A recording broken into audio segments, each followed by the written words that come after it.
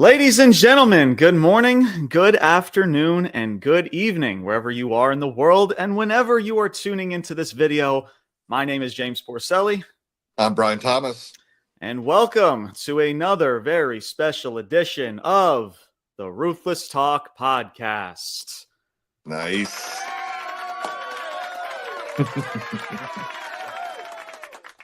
Yes, thank you. It is episode number 2 of season number 7. That is right, 7. I still kind of have to freaking I know, man. Yeah. Delirious. I'm going delirious sometimes when I say season number 7, but it is season number 7. It is episode number 2. And if you haven't catched our premiere episode, that was our last episode talking Monday Night Raw on Netflix. We pretty much go over the entire show as a whole with Punk and Rollins, John Cena, even Hulk Hogan himself. Good old Hulkster. We had a few choice words to say about Hulk Hogan in regards to that. So if you haven't checked that out, that is on all of our platforms right now. It is on YouTube, Spotify, and Apple Podcasts. But now it is time to talk about another promotion, another wrestling promotion that it's been a minute since we've talked about, but we will go over in depth, and that is AEW. We will talk about some AEW Dynamite as well as a AEW star, a current talent that could be out the door in AEW. We'll talk about him as well. And of course, SmackDown from last night.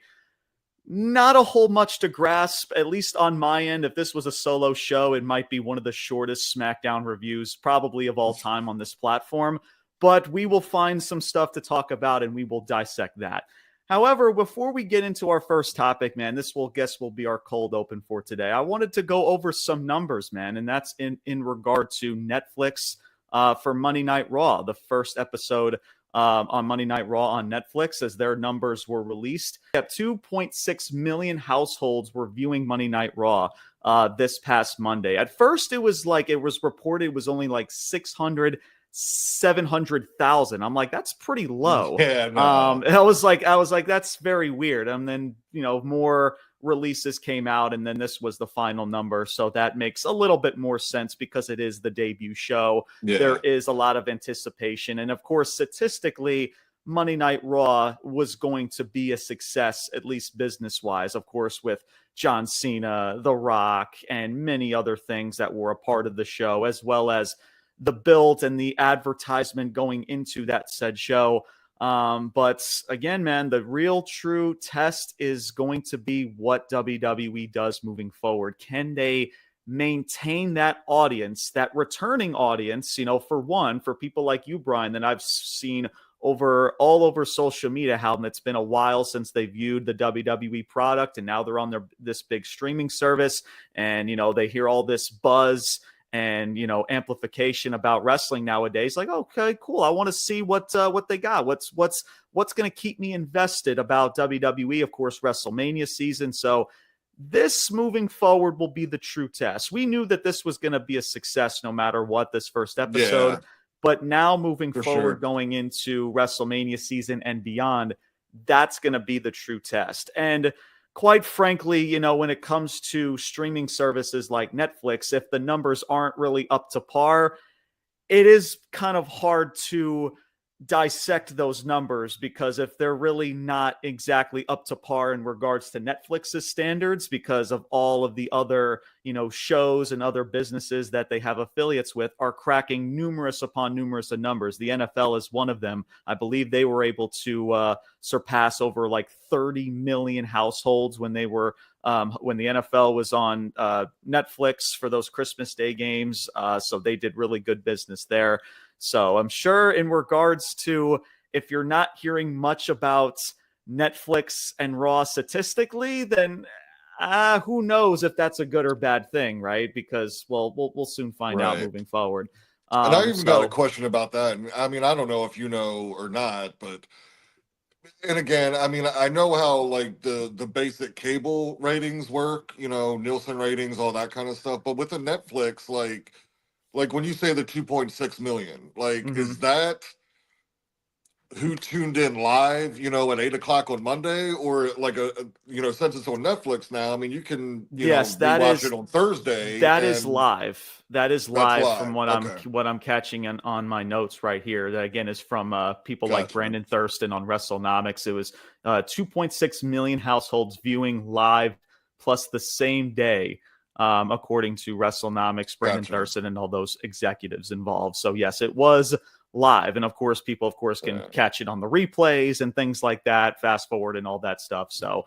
But again, it will be interesting because there hasn't been a lot that Netflix has released in regards to numbers from this show. It's kind of like pulling teeth the last several days, trying to gain as much information from the show as possible. So who knows that if numbers aren't really up to par, if you're not hearing that type of information, what is that saying about the numbers really to a certain degree? Yeah. But for this show, hey, we knew it was statistically, business-wise, we knew it was going to be a success, but we all knew, man, that moving forward after WrestleMania season, even during WrestleMania season, that's going to be the true test to see if they can maintain that. Can they maintain the audience and even gain that to a certain degree? Yeah.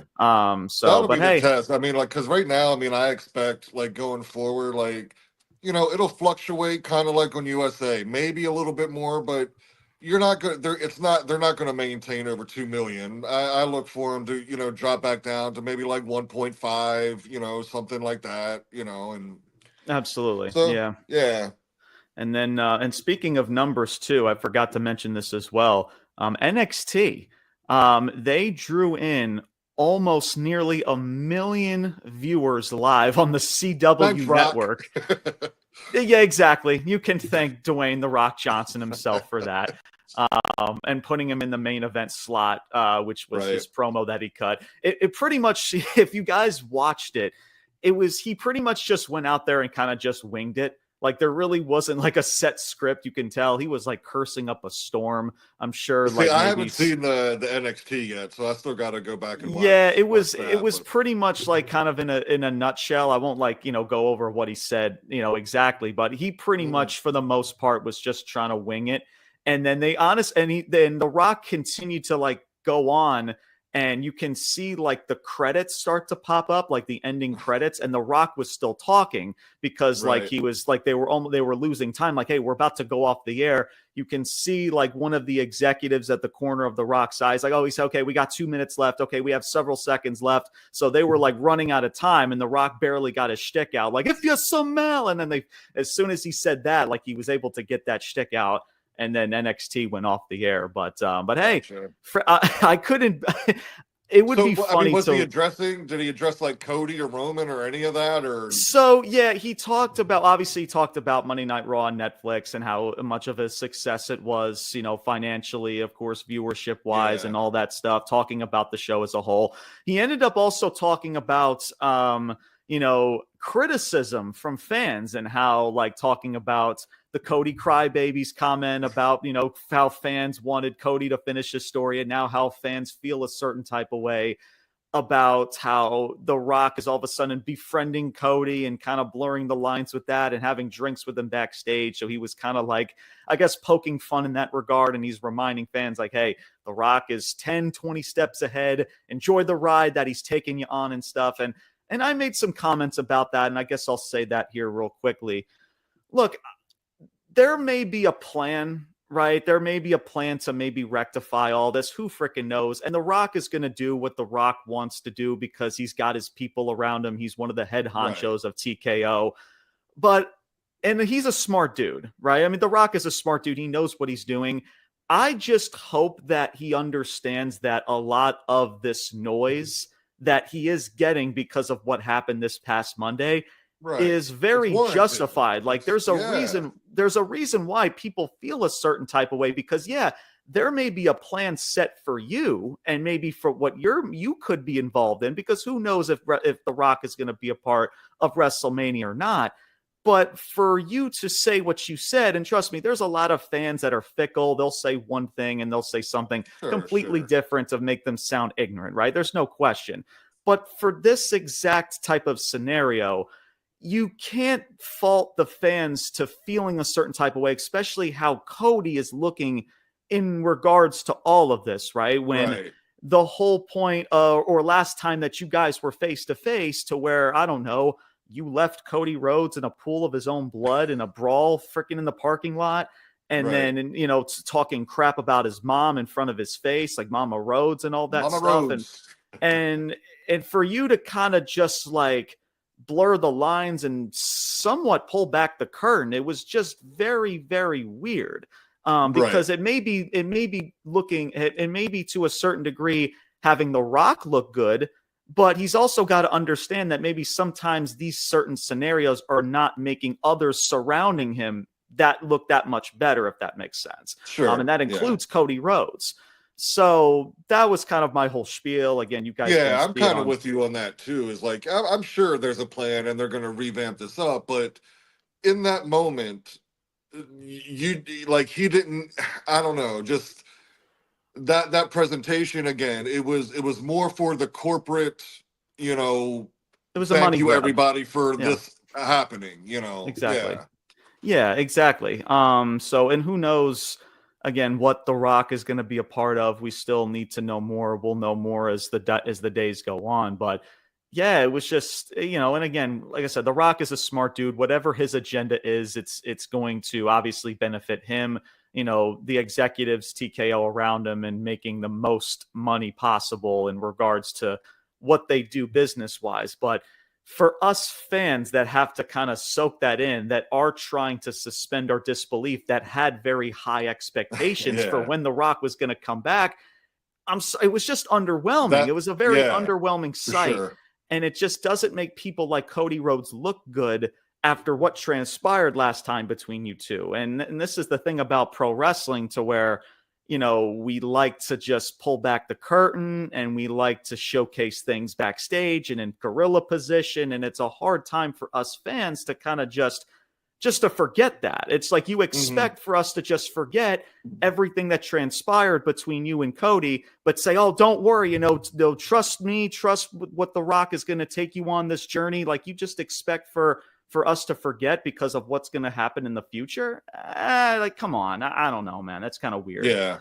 But we'll see. We'll see. I mean, again, you know, like I said, The Rock, he's a smart individual. He knows what he's doing that's going to benefit him and the people around him. But I just hope that he keeps an open mind to these certain fans, that a lot of this stuff that I'm sure he is hearing is very justified to a degree. So, but shoot, freaking CW freaking executives, they were probably like the next morning, like, all right, let's see what this freaking number is. They're drinking their coffee and they're like, 957,000. What the like, can we get this Dwayne guy back on the show? Is that possible? Right. So, and that's the unfortunate thing, Brian, with NXT. And then outside of The Rock, this was, you know, they had two major title changes with, Julia dethroning Roxanne Perez. Julia's now the new NXT Women's Champion. Oba Femi defeated Trick Williams, so Oba Femi's now your new NXT champion. So major title changes that happened on the show, but clearly the money or the numbers grab was from The Rock and putting him in that main event slot. And that's unfortunate that the following week, that in reality, for the next week, for the following show, there is going to be a major, maybe not a major, but definitely a slight drop off. Unfortunately, guy, because you can't have The Rock every single week. You can't be pulling in those numbers every single week. Nearly 1 million viewership. That's still freaking unheard of. But hey, for 1 week, man, freaking golf clap. No shade, honestly. So those are your numbers. Those numbers talk in regards to this past week. So. And Vince McMahon, how can I forget, man, about Vince McMahon himself making a comeback? He always comes back, right? He's got one case closed. That's right. His case, one case was closed. I believe this was with the SEC and some of the hush money in regards to, you know, certain circumstances and accusations that Vince McMahon has been a part of over the past year now. But Vince McMahon was fined by the SEC $400,000, and he ended up reimbursing WWE, returning their money and paying WWE nearly $1.3 million. So it's a big hit financially, but for VKM, I mean, that's not slap on the wrist, yeah. bro. I mean, that's like $10, man. Like, oh, you need some gas money, like, right? Exactly. But I'm sure it is. Again, regardless of how we feel about this dude, the individual, the person, or not, it is a big. It's a burden that's off of his shoulders, at least for him personally. But still, with Janelle Grant and that whole scandal going on and many other accusations, that's just one out of many other things that Vince McMahon still has to deal with. So, but that was released, or that was announced just not even 24, 48 hours ago.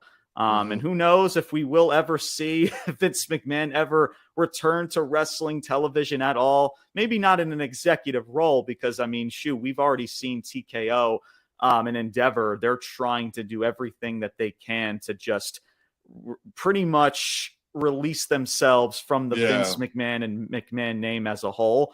So it would be interesting timing. And listen, we always talk about people like, oh, they always come back to WWE, this and this and that. But in this case scenario with Vince, I don't know, man. With TKO and Endeavor, that's a pretty that's a pretty like huge immediate left turn if that were the case, to be like, yeah, we'll bring you on TV for an appearance, or we'll make you do this and that.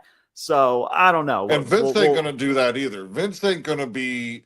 If Vince ain't running the show, he ain't the type of dude now in his 80s that he's gonna be taking orders from people. Right? Yeah. If you ever see Vince associated with wrestling game, which we might, it's gonna be in a different company, or him trying to start another company. It's not gonna be in WWE. But yeah, that wouldn't shock me to see him, show up in some other wrestling, or try to start up another organization or whatever. But yeah, he's done in WWE. We'll see, man. We'll see. Definitely, we'll see how these other cases go about, as this is just one burden from Vince McMahon over many things that still have to be dealt with. But that is the news in regards to good old VKM itself. One way or the other, Vince McMahon is going to be breaking headlines, whether it's months down the road, whatever it is. We always end up talking about Vince McMahon one way. And here's the thing, and with things like people like him, again, we live in America. The guy's a billionaire. Like, right? We all know. Like, I don't care how much of it he's guilty of or whatever. We all know he's guilty, but he's a fucking billionaire. Like, no, he ain't going to prison. He paid a $1.5 million fine or whatever. That's pocket change to him. The guy's, mostly gonna essentially get away. He lost his company. Okay, he's still gonna be a billionaire living some whatever life, and that's how it goes. Exactly. Yeah. So that is the news update on Vince McMahon, and those are some also numbers, some metric numbers for you guys if you guys were curious. I'm sure most of you guys have already heard by now, but figured we kind of just discuss that, at least in the cold open of this show. All right, so now we'll get to some AEW talk here, but let's talk about a certain individual, an AEW talent that is rumored to be out the door in AEW, and that is Malachi Black. There has been rumors, news articles everywhere about Malachi Black that he is rumored to have an AEW departure and a possible return to WWE. Now, Malachi Black, as of right now, is still under contract with AEW, as I believe from what I'm seeing through my notes and through certain reports, is that his contract will not end until 2027. Now, those years, to what I'm also hearing, is that those are opt-out years.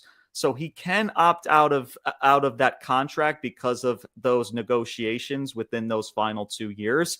So that is what we're hearing in regards to not Malachi's end, but pretty much from journalists and reporters and other people. And this kind of was a similar type of topic not too long ago, to where Malachi Black had to go on social media publicly as there were after a matchup with Adam Cole, and how the ending of the matchup was kind of interesting, to where it was almost like a send-off to Malachi Black, and then Malachi had to go on social media and say, guys, relax, I'm not retiring, I'm not I'm not leaving the company, things like that.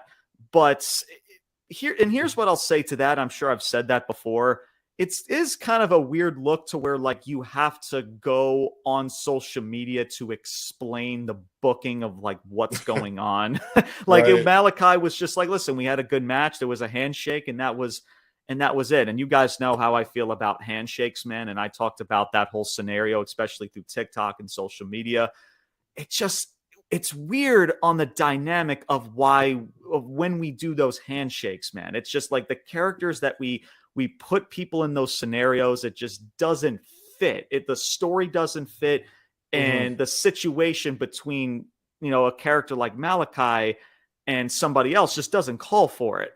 But Malachi Black, whether, he hasn't really stated this like straight up, but he has given, what's the word I'm looking for? He has expressed some type of frustration about how he has been booked and things like that for a while now.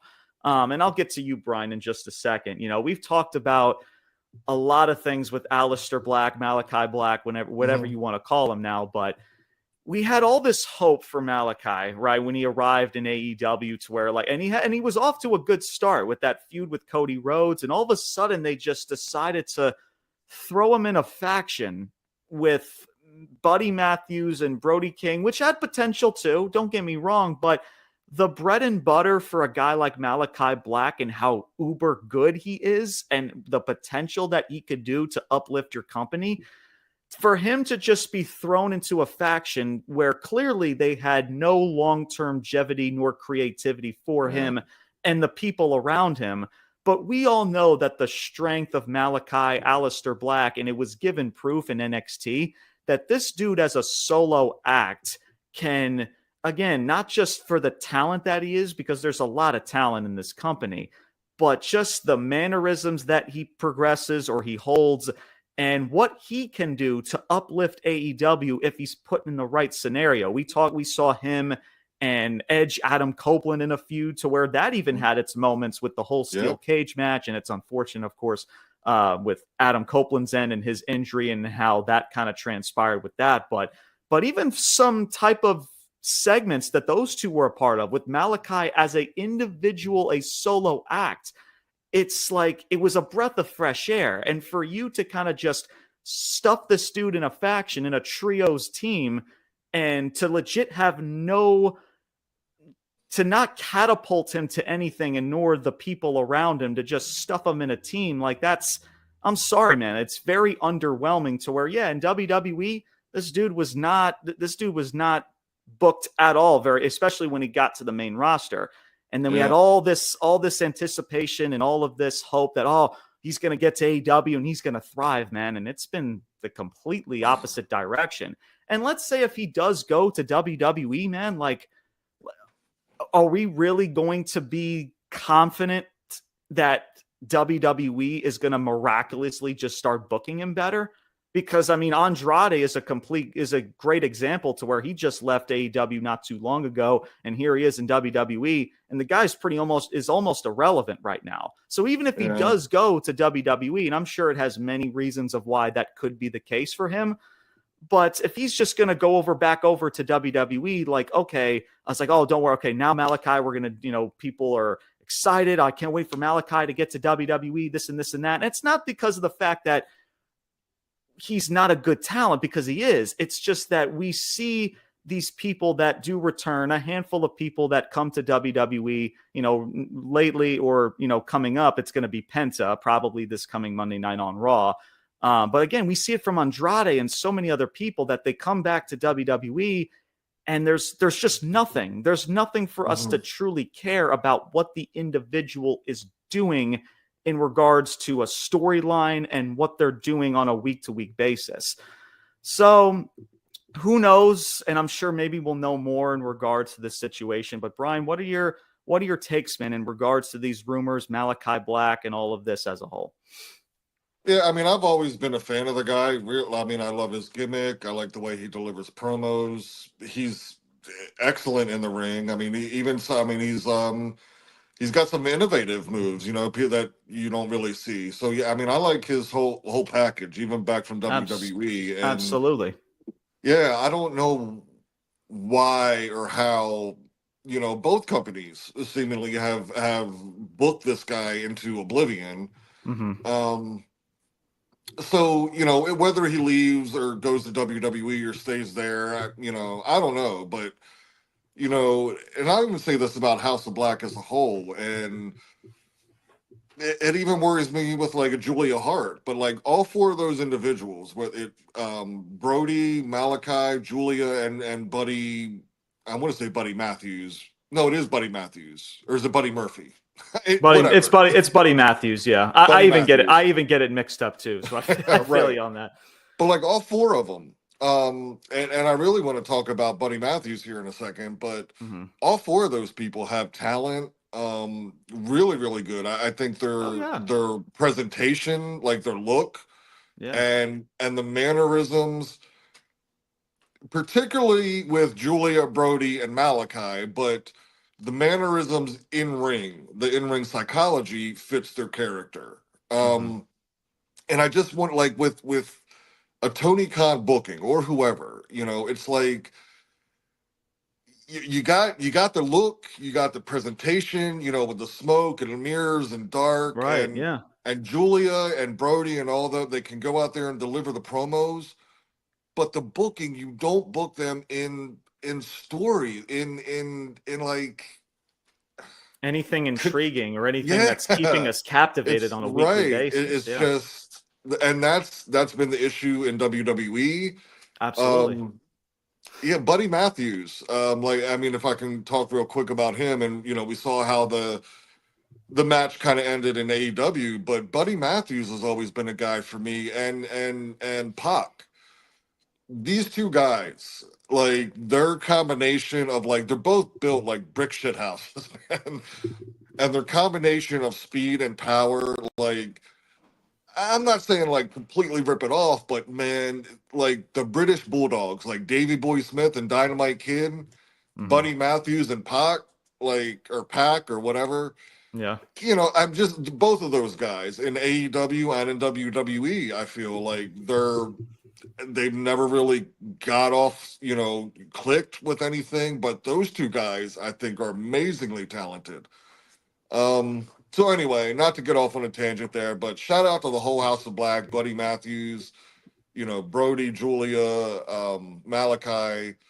I don't know, wherever he ends up, I just wish the best of luck to him. But I mean, I really like him as a superstar, and I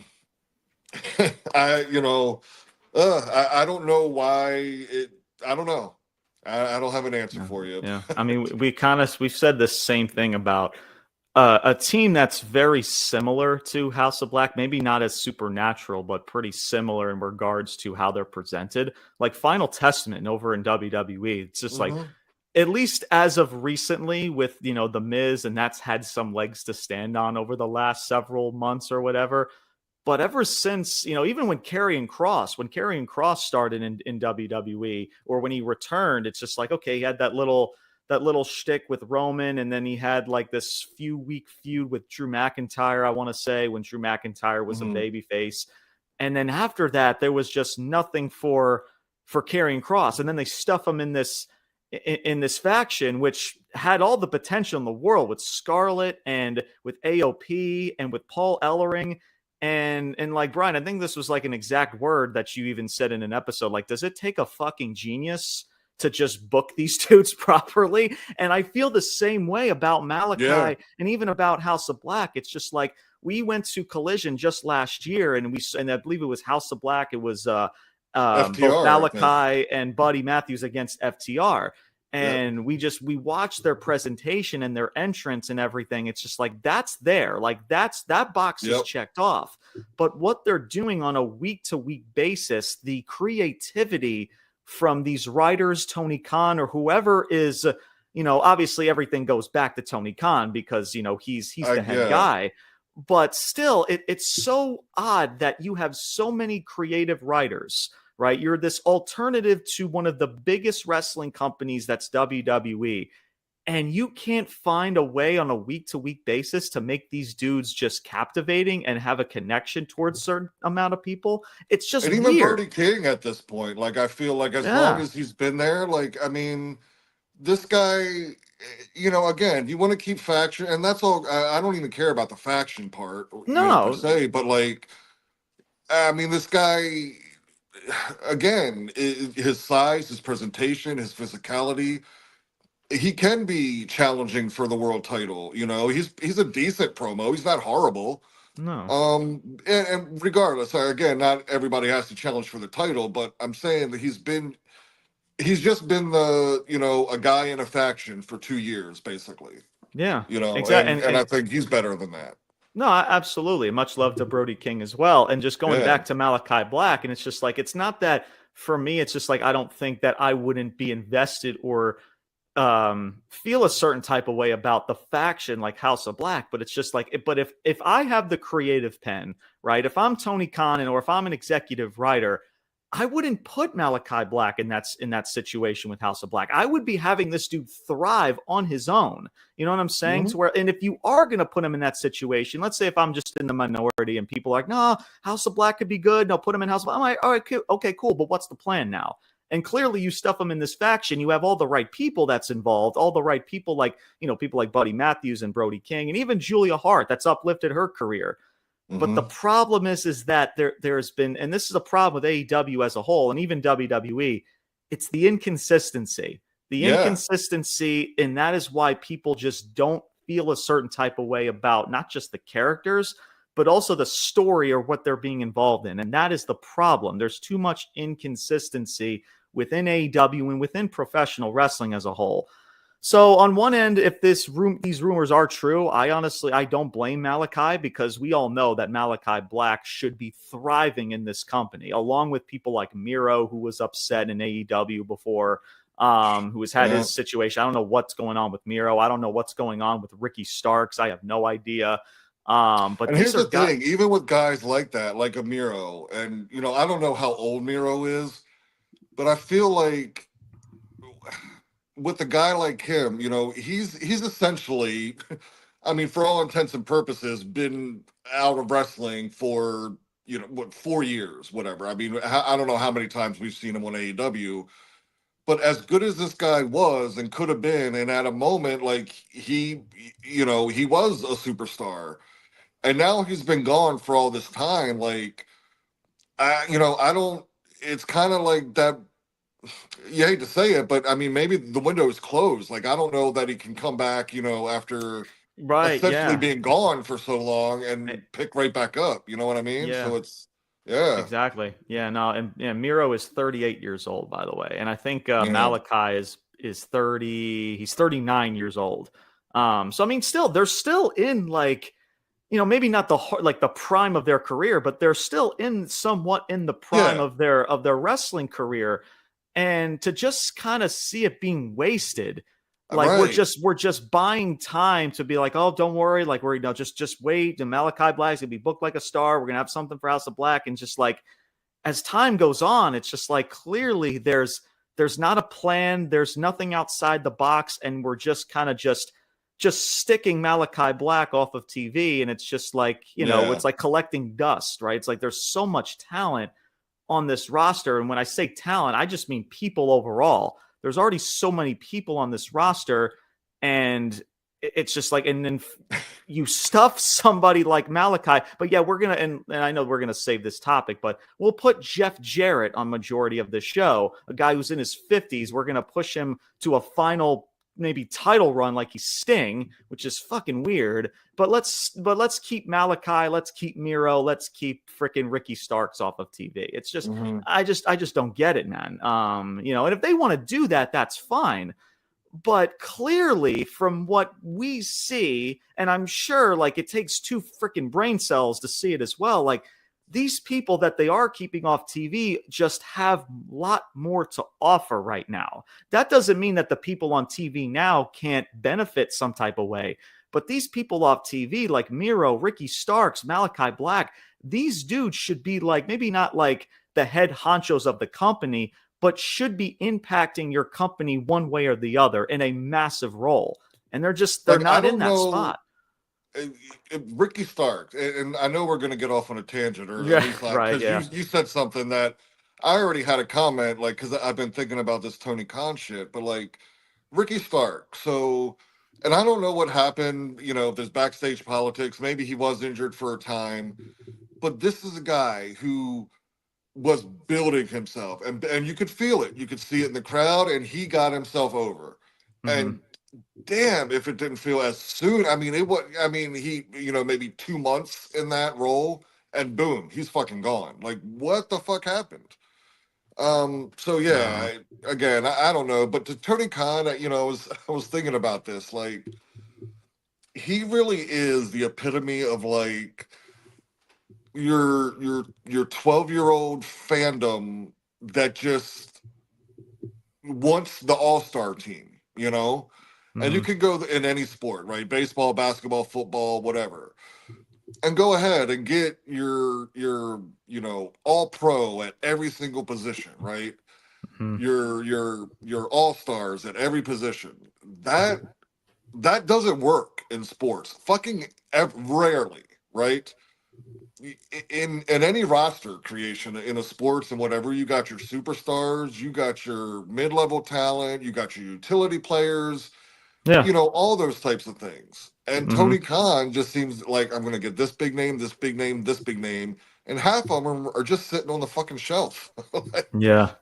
That's impacts the storytelling, because now you have this bloated fucking roster that you don't, we've been over it, but yeah, it's just the inconsistency, because Tony Khan, as genuine and as much as he wants it to work and be good, he books like a fanboy. He signs talent like a fanboy, and that's just, yeah.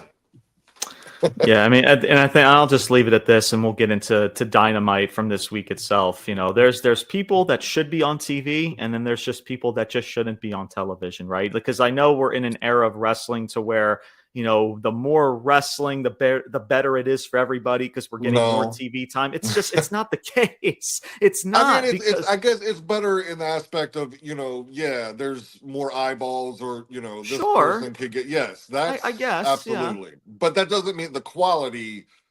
Right, you know, yeah. Sometimes, like what they are being presented on TV, they're honestly just better off just not being on the show, because what they're on television for, it's not effective at all. So what's the point of even putting them in the show if it's not gravitating towards people to see what they do the next week? And that's just it. You know, there's some people that have the momentum, that people want to see on television, that like, hey, you put them on television, right? It's like back in the day, it's just like, if you weren't like a top merchandise seller, if you weren't bringing in ratings, if you weren't bringing in numbers, you weren't on the show, period.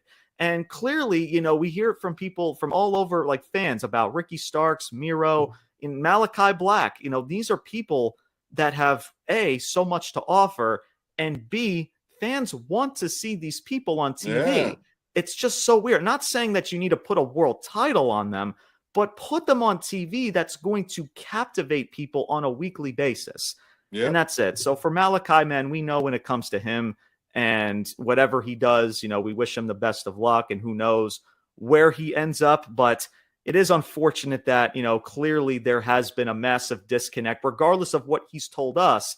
There's been a massive disconnect between himself and AEW executives and Tony Khan, clearly, especially when it comes to the creativity. So let me ask you this, and you know, you're, you know, a younger generation of fans, or you know, a fan, like, so, you know, like when I was coming up, you know, you had Undertaker, and then later on, you know, Mankind, who was like creepy, or like a Papa Shango, Kamala, you know, from back in the day, just different things like that, right? That played in like supernatural aspects, right? Mm-hmm.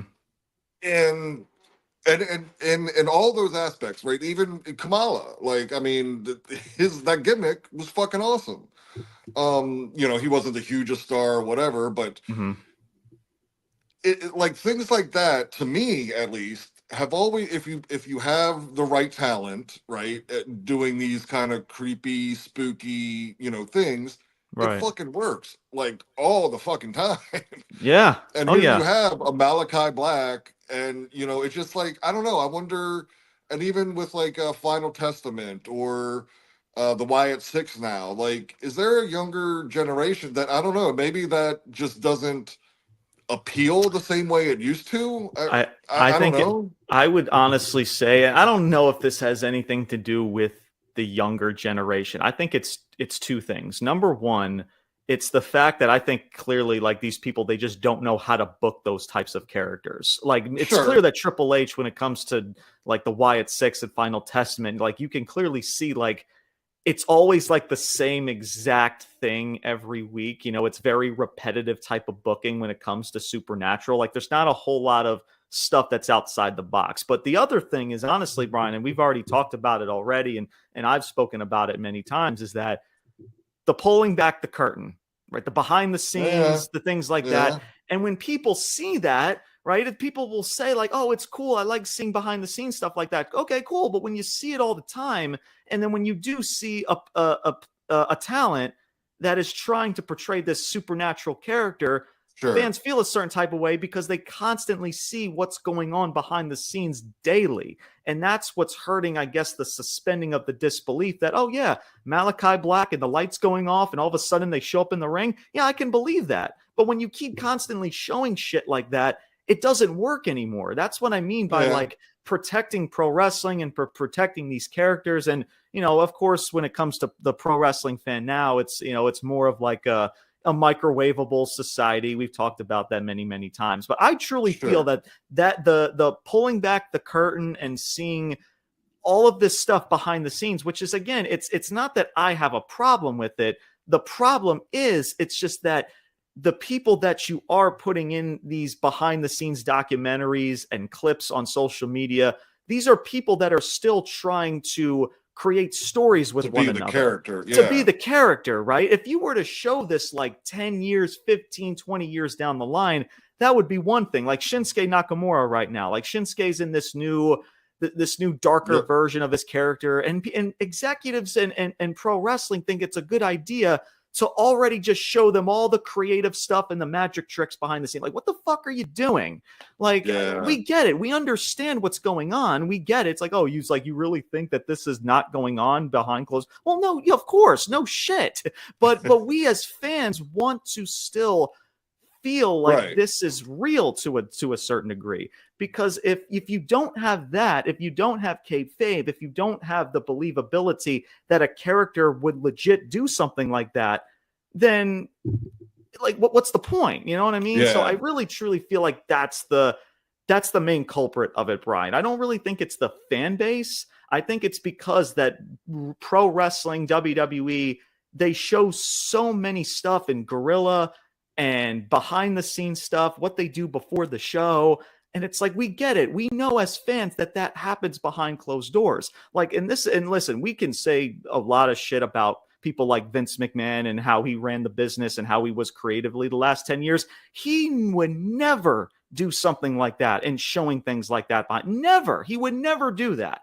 And that type of aspect of pro wrestling is something that still needs to be protected. Like you can show, like, listen, you can go to a streaming service, you can do this and you can do that, however you want to evolve the company. But Brian, we talk about foundations, right? Foundations in pro wrestling that just can't be broken. And breaking kayfabe and showing things behind the scenes constantly is not helping the future and the trajectory of pro wrestling. Because I'm telling you guys, if we keep doing this stuff, then by 10 to 15 years, I don't know how much legs professional wrestling as a whole has to stand on. I truly don't.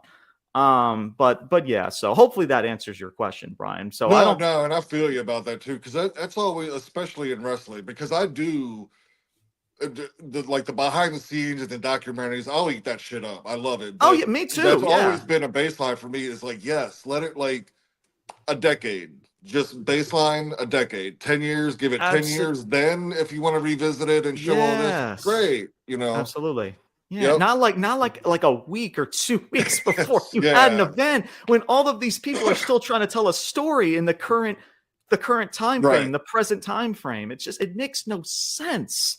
Yeah. Right? I've been getting so much heat from that, from like social media. Like, people are like just befuddled. Like, it's like, oh, you really think that like this doesn't go behind? Like, you think these people are just matched? Well, no, you fucking idiot. Like, I'm just trying to suspend some disbelief. Yeah. Like, I'll suspend disbelief more than anybody. But if WWE is not giving me a reason to suspend my disbelief, and you're not letting these moments drag out, like you said, Brian, 10 plus years in the future, then like, how do you expect me to suspend my disbelief if I've already seen every magic trick in the book that you've done backstage over the last several weeks? And just for example, like, you freaking like CM Punk's return, you thought it was a good idea to just several weeks or maybe a couple months after that whole return happened, let's just pull back the curtain and just show everybody what happened in Gorilla and backstage. Like, what?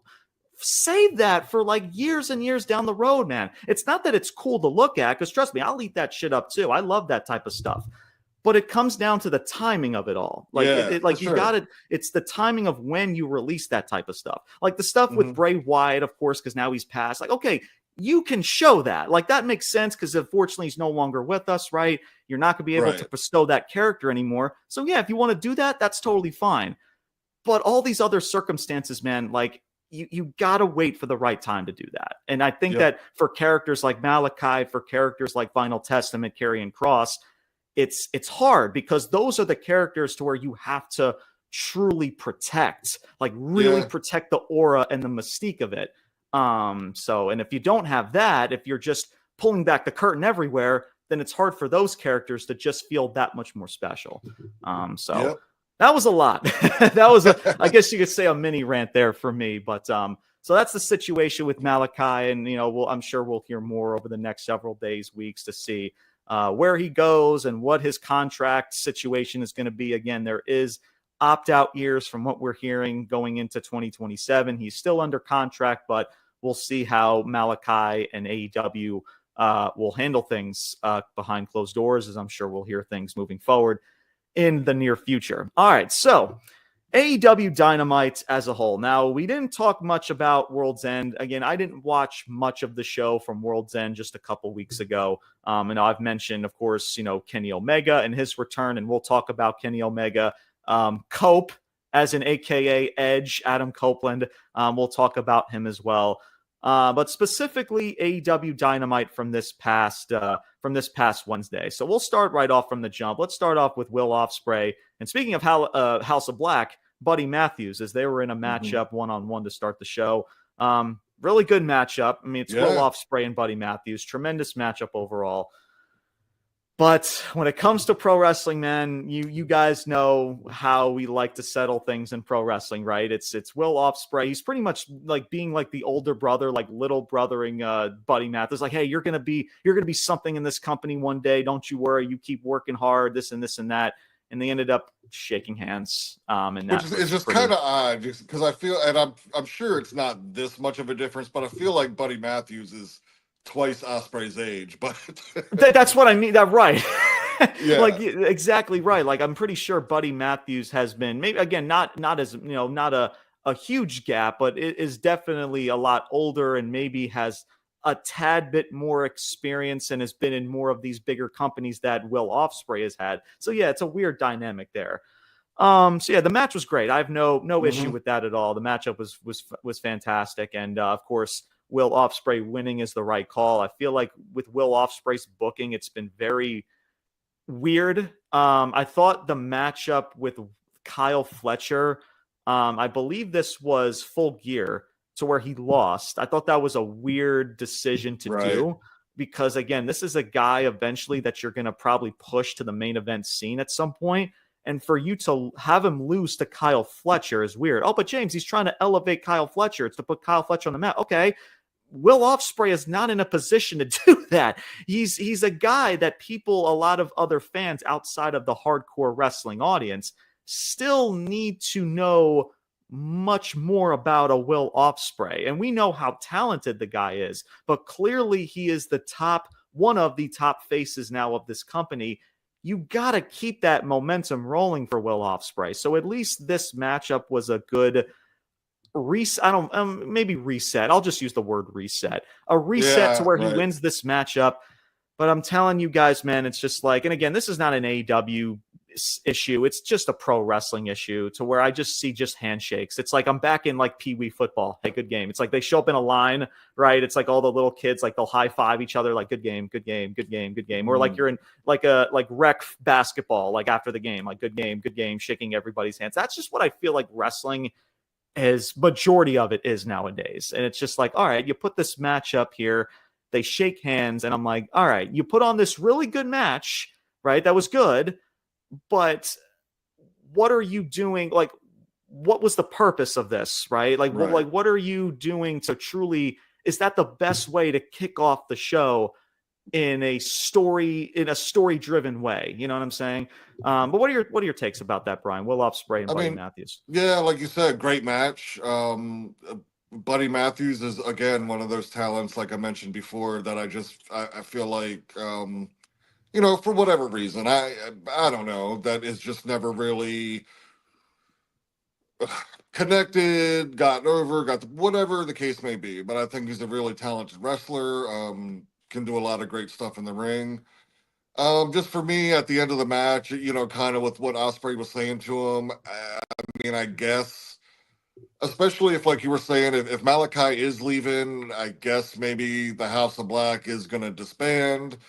And Ospreay was kind of throwing out of like, hey, if you ever need anything, I got your back or whatever. So yeah, I don't know if that means there's going to be a loose affiliation with them now or whatever. I'll save my comment for like one of the later matches, but it's just one of those things. Like, this is a typical AEW thing where like, yep, great match. And nothing really follows up after that. Yeah, exactly. Yeah. So this next matchup is a doozy here. This was Bobby Lashley against Mark Briscoe. Think about that. Bobby Lashley and Mark Briscoe. I never really thought I would see the day of those two having a matchup. So that's just one thing that I just kind of was thinking in the moment. But there was a segment with Private Party. As they were, they had their little club, their little VIP thing at the top of the rampway. I think Hurt Syndicate ended up interrupting or whatever. It was both Lashley and Shelton Benjamin, and they had a little confrontation with Private Party. It looks like Hurt Syndicate is going after Tag Gold, it seems like. Yeah. That's what it comes across now. So that seems like where the trajectory is headed with Hurt Syndicate. So Bobby Lashley and Mark Briscoe, they have a matchup. Bobby Lashley wins this matchup, of course. I believe it was via pass out by Mark Briscoe in the matchup from the Hurt Lock. So look, I'll try to keep this short. The Hurt Syndicate, I also like the presentation. I like the people that are involved. I respect the people involved. But as of late, man, it's like after the whole Swerve situation, I don't know if it's being put on hold or they're going back to it, but it seems like that's just came to a screeching halt. And now it's like the Hurt Syndicate is they're kind of just stuck to where you're giving them victories, right? That's good, as you should be doing that. You like people like even Shelton Benjamin's collecting W's, things like that. I believe they had a victory over the Acclaimed, I think, last week. So they're winning matches. That's great. But if there really truly isn't a plan to elevate their booking, then those victories, how much of those victories truly going to mean at the end of the day? And is throwing championships right out of the gate just because, you want to book them strongly. Oh, look, we got these championships, and Private Party just won those tag titles. So I don't know how it's going to make them look as well. So again, I think it's the timing of it all, especially for this matchup with Private Party. Listen, if you want to give Hurt Syndicate tag titles or championships, I'm not complaining. I just want the timing to be there. That's going to benefit everybody involved. So part of the Hurt Syndicate's booking is good with the victories, the presentation. But again, it's kind of the trend with this company. It's just the inconsistency to keep their momentum and steam alive. So right now it's not like it's not like irrelevant. I'm not going to go that far, but it still hasn't been consistent of what they're doing on a weekly basis. And that is something that AEW still needs to figure out. But Brian, what do you think, man? Bobby Lashley, Mark Briscoe, and their little run-in with the Private Party. Yeah, I mean, the match was fine. Just the Hurt Business, it's like, yeah, you know what? Both of these guys individually, like, I guess that's what you need to figure out, or AEW, like, are you having these guys on single runs, or are you going to keep them mostly as a tag? Because if you keep it as a tag, they have to be your tag team champions. I mean, Jesus Christ, dude. Look at, Private Party is your tag champions right now. You know, come on. And no shade to Private Party, but I mean, it's Benjamin and Lashley, you know. Mm-hmm. So if you're going to keep them as a tag, then yeah, you gotta, you know, have them be the tag champions. Oh yeah, exactly. Yeah. So yeah, that's my only kind of confusion with them. And, you know, like you said, with the inconsistency, they had the stuff with Swerve, they had the stuff with Ricochet. Are they a tag team? Are they singles wrestlers? It's just like, what the fuck, man? Mm-hmm. It's like they're trying to do something. Like they were doing this stuff with Swerve. They had the matchup with Swerve, him and Bobby Lashley. They had Swerve attack Lashley and Hurt Syndicate on Collision, to where Collision had over 600,000 viewership on Collision. I believe that was the I forgot what arena that they were in, but it was in New York. And like they had the attack, and it's like, oh, Swerve's like mentioned, like he's not done with Bobby Lashley and the Hurt Syndicate. And it's just like, all right, well, what have you been doing to follow up with that? Like Swerve is now dealing with Ricochet as of right now. So it's just, the stop and go is weird in regards to what they're doing. So, but you're absolutely right. If you're going to put the Hurt Syndicate in this situation to where they are going after tag titles, then, oh yeah, they have to win those tag titles. It's not even a question. I just wish that, again, for Private Party, it's just, and for the titles itself, like the flip-flopping of the titles, it's just, I'm sorry, man, I just can't stand it. But until I was like, oh shit, Private Party is the tag champs now. Like, you know, because they just won them 2 days or a week ago or a few days or whatever. It's been like it's probably been like now a month, I want to say. It's been at least about 3 weeks. At least 3 weeks at the minimum, probably. Okay. Because they defeated the Young Bucks, which is an interesting choice out of all teams to dethrone the Young Bucks after holding on to those titles for, I believe it was 250 some odd days or whatever, however long they held them. So yeah, man, that's just, and that's pretty much all I have in regards to it. So I just hope that booking continues to be more consistent with the Hurt Syndicate going forward. But let's move on. There was a World Championship #1 contenders gauntlet match. There was people like Wheeler Yuta that was in this match, Ricochet, Adam Cole, Daniel Garcia, Powerhouse Hobbs, Roderick Strong, Lance Archer, Kyle O'Reilly, Jeff Jarrett. So many people that were in this matchup. Powerhouse Hobbs, I almost called him Will Hobbs. Powerhouse Hobbs ended up winning this match, and I'll talk more about Powerhouse Hobbs as he was in a segment later on in the show. So Powerhouse Hobbs wins this Casino Gauntlet match, and now he gets a title match this coming Wednesday against Jon Moxley. It'll be in Cincinnati, Ohio, Jon Moxley's hometown, to where he faces who do you think's going to win that one? Right. Again, I'll explain more of my thoughts in regard to that. So Powerhouse Hobbs is now, for now, your #1 contender, at least going into next week, as there were some words exchanged from Powerhouse Hobbs. He's going to make Jon Moxley his bitch in front of Renee Paquette, out of all people, too, interviewing him in the ring. I thought that was kind of funny. So moving on, and this is where I kind of want to get my thoughts in regards to this, kind of dissect this a little bit. Jeff Jarrett, who again was a part of the Casino Battle Royal. He was in like this promo segment. He's in this final run of his career. He's trying to go after the world title. He's again a guy that's kind of nearing the end of his career, legit in his late 50s right now. So kind of like having a pep talk to himself and the crowd. And then MJF comes out. He calls Jeff Jarrett a fossil. Jeff Jarrett calls him an entitled prick, and they just exchange words after another. And that was pretty much the segment. And I'll kind of dissect the words that were exchanged later on. But so, you know what? Before I go, I'll have you start, Brian, because I'm curious, because I've already, at least on social media, kind of expressed some of my thoughts about this. So I'll have you start, man. Well, what are your thoughts about this potential feud now brewing that's between Jeff Jarrett and now MJF? Hate it. I hate it. Yeah. But remind me, I do got to go back to the Powerhouse Hobbs thing. But yeah. For this, look, I mean, Jeff Jarrett, great talent, family legacy in the industry. Well, first of all, so he comes out there last week, right? And he starts, the promo of like, I've been up and down the roads and blah, blah, blah, blah. Is it time to hang him up? And so then he says, no, I'm going on my final run.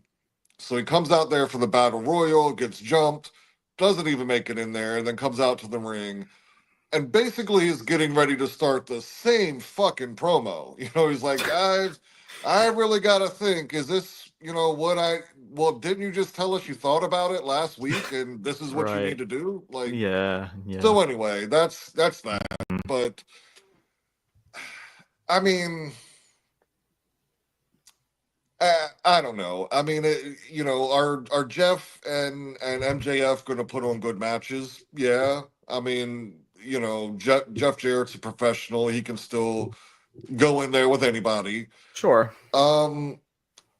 It just doesn't make sense. I don't know. Like Jeff Jarrett on his final run, like I gotta win, and how am I gonna get a title shot? And I gotta, win the Gauntlet Battle Royal or whatever. Well, yeah. Okay, so now it does seem like they're gonna get in a feud with MJF. Well, I mean, Jarrett can't come out victorious in a feud against MJF. So what the fuck are we doing here? So you got to go on this run, but then you're going to lose your first feud, or it's just fucking weird. He's going to go through some struggle and adversity, Brian. He's got to struggle. He's got to overcome all the odds that are stacked against him.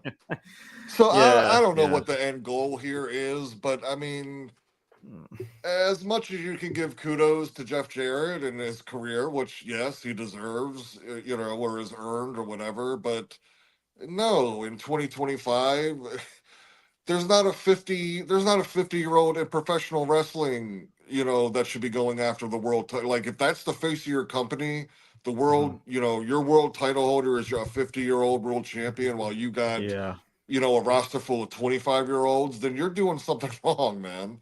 Right. I don't know. I mean, they'll put on good matches, but I just don't understand where this is going. Yeah. Yeah, and so I'll kind of just try to make this as short as I can, but yeah, like no doubt. Listen, I have so much respect, obviously, for MJF and just what he's been able to do in such a short amount of time, and now he's coming into the prime of his career.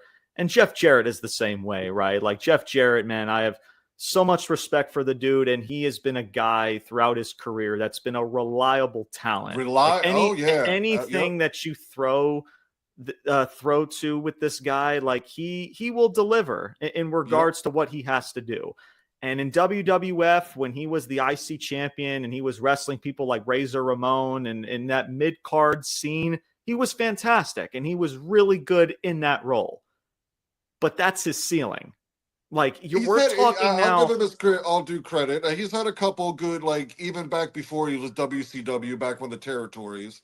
Like he had a couple good world title runs, Yeah, no. So mentioning the world title runs, right? Like obviously when he was world champion at the time during WCW, like let's face it, that was during the down portion of WCW. That didn't really help elevate WCW in the company, and even in TNA, like when he was world champion TNA. I can't really say that also uplifted TNA and what they were doing at the time. So my point is that like before WCW, back like when he was still like wrestling in Memphis. Right. Like Yeah. back then. Yeah. Right. No, absolutely. Yeah. No, that's fair. Absolutely.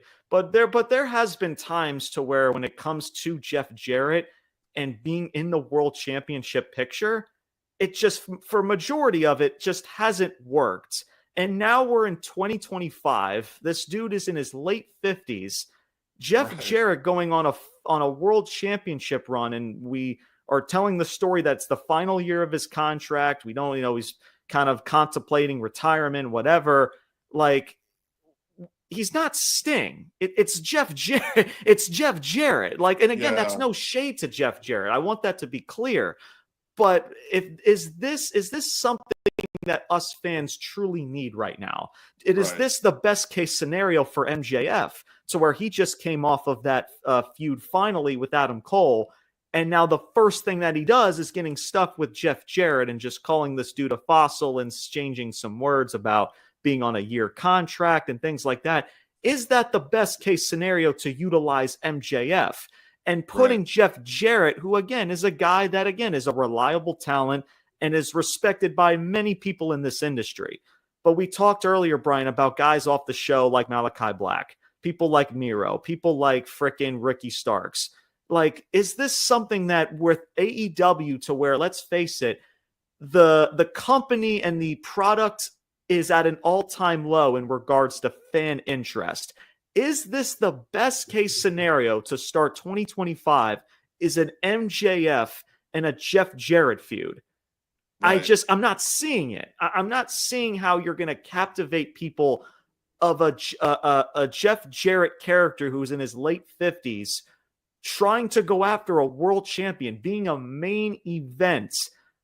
I'm not seeing it at all. No, you're absolutely right. And I hear what you're saying in regards to, there was a time, where he was the world champion to a certain degree and it worked out. But with WCW, TNA, like in other promotions, it's just like, and now you're going to put him in this role with AEW in legit the end of his career, nearing his 60s. I just don't understand how that's benefiting your company. And I don't understand how that's gaining fan interest to not just the show as a whole, but also for MJF right now. It's very weird. It's very weird. Where, for me, it makes me, because it puts you in a position as a fan to say, like, because you're right, Jeff Jarrett, he's had his world championship runs, his IC runs, and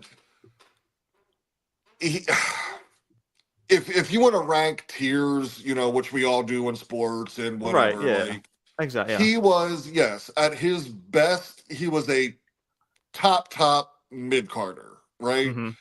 He wasn't Sting, he wasn't Ric Flair, he wasn't Hulk Hogan. That's what I'm saying. Undertaker, things of people like that. So then when you do this booking and put him in a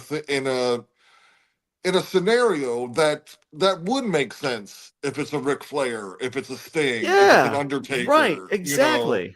Yes. So right. Like makes it weird. It's Jeff Jarrett. Like, we're not talking a Ric Flair. We're not talking Sting. We're not talking about this legendary main eventer that was winning world championships and was the head honcho of a certain company. It's Jeff Jarrett. And again, that's no shade. One of the top mid-carders in pro wrestling, again, with the IC title, what he did in WWF, it was awesome.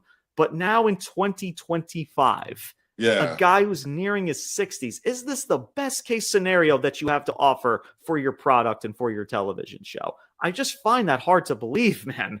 It's very weird. It's a weird situation, but will they produce well for what they're given? Sure, absolutely. They're both professionals. MJF has proven that he is already a major professional in regards to what he does in his craft. But I just find it hard to believe that this is the best case scenario and the best foot forward for you to put on your television show and what's going to happen moving forward in the future. That's just all I'm saying. But we'll see. We'll see how it turns out. Let me talk about Powerhouse Hobbs real quick. Go right ahead, man. This number one contender shit, man. Because I like Powerhouse Hobbs, man. He's a guy that I feel in AEW, much like I haven't seen him in so long. God damn it. What's the other giant? Big guy, not Lance Archer, but Wardlow. So Hobbs and Wardlow, right? I mean, these guys have been in AEW since the beginning, essentially. Good old Wardlow. And I don't feel like, they've really done much with Hobbs. And so here's what I was going to say about the AEW, the product, right? Mm-hmm. So you have this, casino gauntlet battle royal for the number one contendership, right? Yeah. That's kind of like one of the biggest issues with AEW is how they book their title shots, right? And I'm sure I'm probably forgetting some people, but outside of like maybe a Darby Allin, Hangman Page, there really hasn't been much of a groundswell of like, okay, this person is going on a run to get to the world title. It's mostly just been number one contenders match, battle royals, tournaments. Right, yeah. That's how you come to your number one contender. WWE's the same way too. Well, that's what their situation. They've come to be doing the same things along that way, right? Yeah. So you look at a guy who Powerhouse Hobbs, who wins this, is going to get a world title shot. Fucking awesome. I think the guy's got talent. But this is what they do. So he wins the match. He's going to get the match against Moxley. He's going to lose the match against Moxley. Mm-hmm. And then it's just next guy up. Who's going to win the next tournament? You know what I mean? We'll call you when we have something for you now after this world title match up. Yeah, exactly. It's just like they don't. Mm-hmm. They do not. They don't build stars. They've some varying degrees of success. I mean, Darby Allin's there, Hangman Page, whatever. But they just have not successfully, built much. It's just a round robin of a battle royal, a tournament, or whatever, and that's kind of in part and parcel why it is so hard to connect with the storylines and the whatever. Because again, that's much like I was saying, Tony Khan, he just wants to build the all-star roster.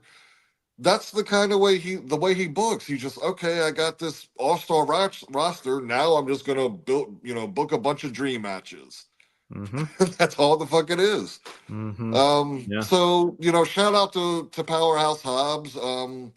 I hope this can be the start of something, but I feel like this is gonna be, he gets his title shot match, and then he's just back to the the Don Callis family, or no, I guess he's not even with the Callis family anymore. But so who knows? But yeah, that's my little mini rant on just the booking of like, you gotta build stories and characters and have a trajectory and a progression, a storyline of. It can't just be like insert wrestler A because he won this battle royal, and then 2 weeks it's wrestler B because he won that tournament. You've seen that a lot, and not just in AEW, but even in WWE with their mid card division, their tag division, even the women's division too. Like you just saw it this past Friday, just last night in a number one contenders matchup. We'll go over that. Think about this. Go ahead. I'll take one wrestler, right? Daniel Bryan, as great as he is, right?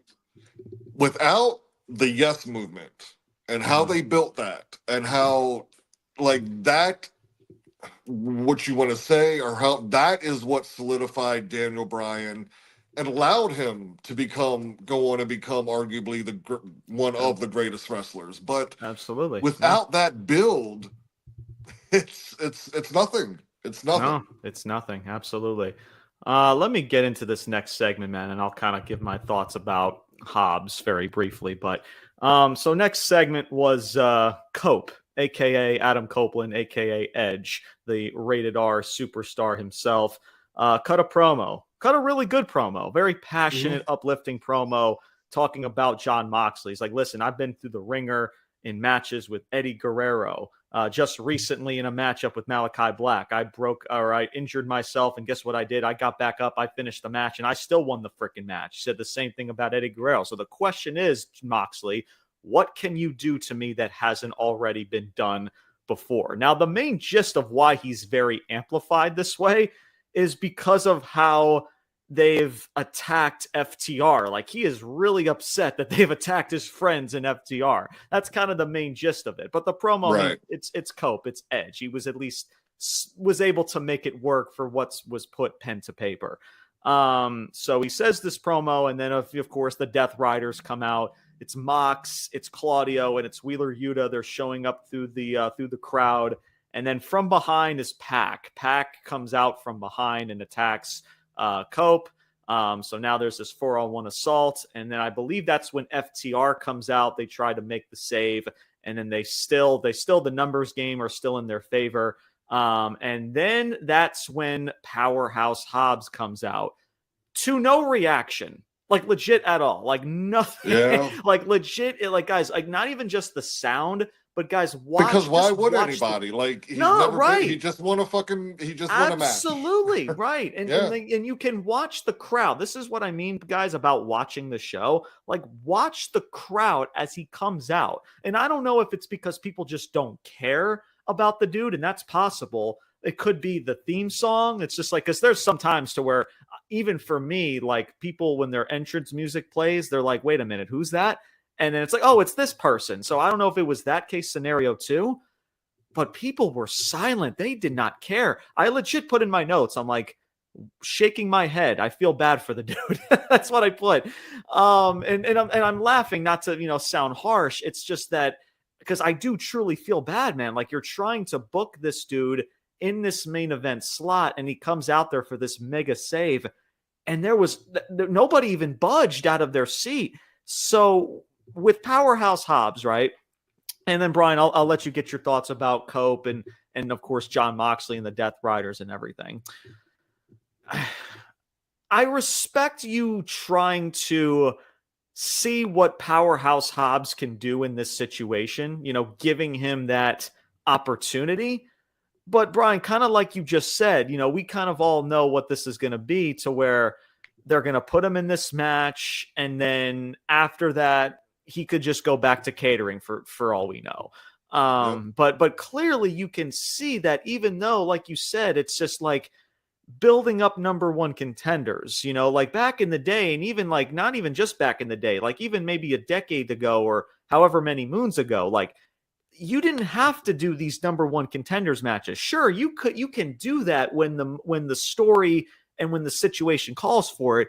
But if it's for every single, maybe not every single, but majority of how you're telling storylines and how these wrestlers are coming cross paths, then that's the problem, because it's becoming redundant at this point.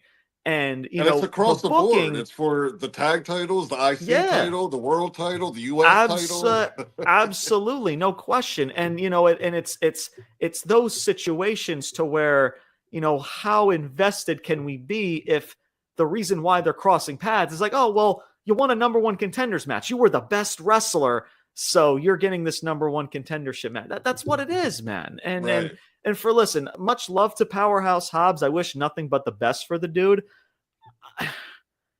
Again, it's just Tony Khan needs to reconsider, not like the push that he's giving Hobbs, but how he's coming across. I don't even think it's going to be a push, really. Like, I can't, that's what I mean. Like, I don't, even with Tony Khan, like, I can't, because it's all these tournaments. And so, I mean, they get a match, they get a title shot, and maybe there's like a 2-week feud or whatever, but it's not even a push. It's just that match.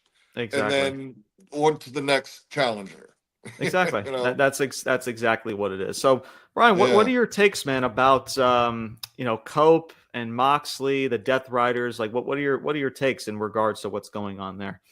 So, at least with Cope and FTR, I'm happy that there's somebody really formidable that can challenge the Death Riders, because up until this point, I mean, some loose affiliation between Orange Cassidy and Hangman Page and Jay White. It's you got Pat, Claudio, Moxley, who's on a vicious, like just vicious and will beat your ass, And I'm sorry, Orange Cassidy that doesn't fit.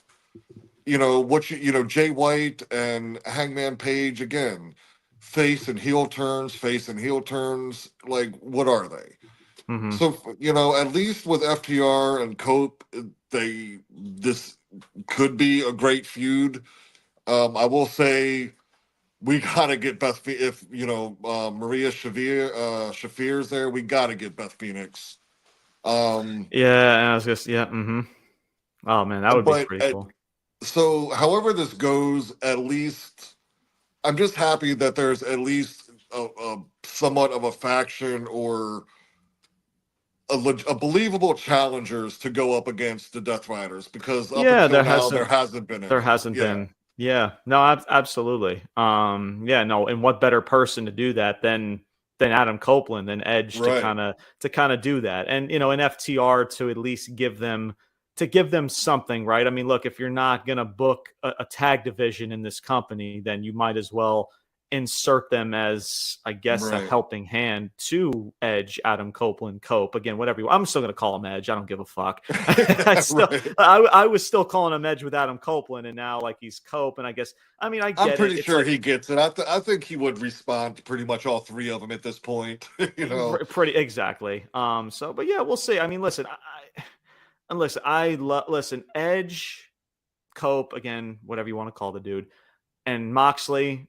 That one-on-one match is probably going to happen at some point. And there's no doubt, man. And it's going to deliver.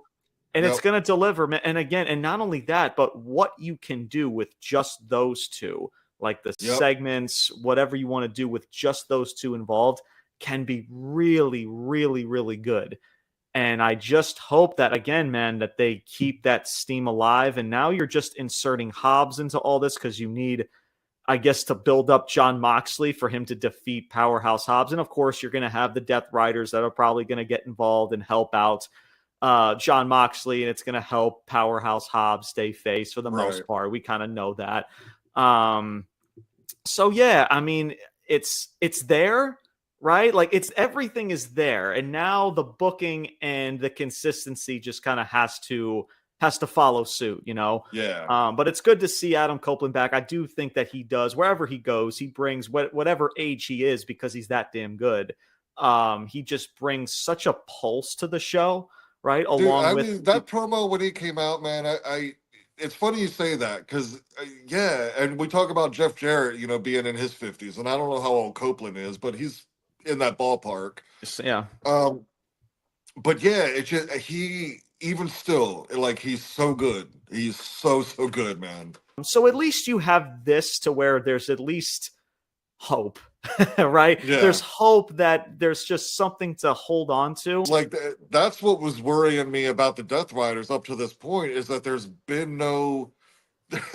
like, you've put together nobody that's really going to challenge them up until this point. So it's like, how far can they go with this if you got nobody for them? No, absolutely. So moving on, man, let's get to the women. And again, this will be kind of short, unfortunately, but they were in a number one contenders matchup, right? I believe it was Chris Statlander that won this matchup. This was a 3-way matchup. This was Willow Nightingale, Toni Storm, and Chris Statlander. And Chris Statlander ends up picking up the W in this match. So I'm guessing she will be the one to face Mariah May for the Women's World Championship. So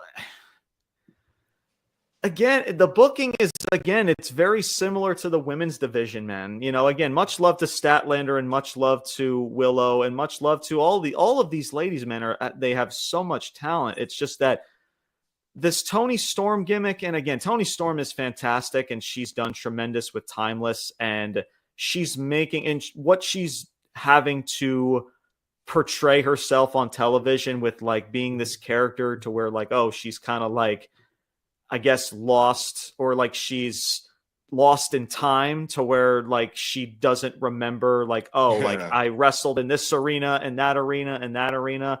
So she's making it work. With Willow Nightingale, I feel like her momentum has gone down ever since the matchup with Statlander not too long ago at Chicago. And now they're trying to give the rocket, or at least somewhat of a rocket, to Chris Statlander. after she's been in matches now with Mercedes, and now she's going to get this title match with Mariah May. Interesting how she lost a mid-card title match and now she's getting an opportunity for a world title match. I don't know. I'm just trying to make sense of it.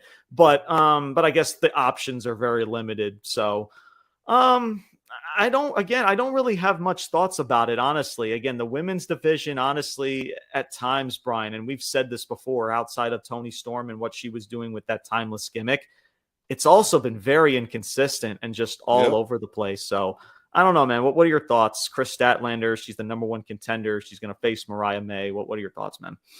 Yeah, I mean, I don't have many thoughts about it, too. I since I started tuning in to AEW, I've always been a fan of Statlander. There's something about her. I can't really put my finger on it, but, again, I mean, she's kind of the start and the stops, the injuries, the inconsistent booking. It's just like one of those things. Like, okay, I mean, she's got a title shot.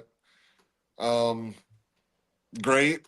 We'll see where it goes from there. But I mean, it's just until there's some consistency, it's just like, okay, golf clap for the title shot, Exactly. So let's get to the main event here and we'll wrap things up with AEW. So Kenny Omega was in the main event slot, returning Kenny Omega. Again, it's also very good to see him. It's also, again, much needed. Again, a guy that is going to definitely help the company in regards to talent that, that's going to, again, uplift the company and add a pulse to the show. So Kenny Omega with a new entrance theme, by the way, too, a new entrance theme and everything. He comes out there and he talks about his journey and coming back and all that stuff. And he talks about him now. He will be here. He will be in AEW now on a consistent basis, week after week, busting his ass, all of that stuff. And Don Callis interrupts. And before Don Callis can barely spew anything, freaking Kenny Omega just he leaves the ring like as a bolt of lightning, just leaves the ring and he hightails it up the rampway to beat Don Callis's rear end. And then the rest of the Don Callis family, Kyle Fletcher and I think Lance Archer were out there, and many others were, started the assault, started the attack on Kenny Omega, returning back to the ring. And then it was Will Ospreay that came to the aid and cleared the ring. Don Callis family ran up or retreated up the rampway. Obviously, of course, because there's still, I guess, tension with Kyle Fletcher and Will Ospreay, and of course with the Don Callis family. So that, I guess, makes sense.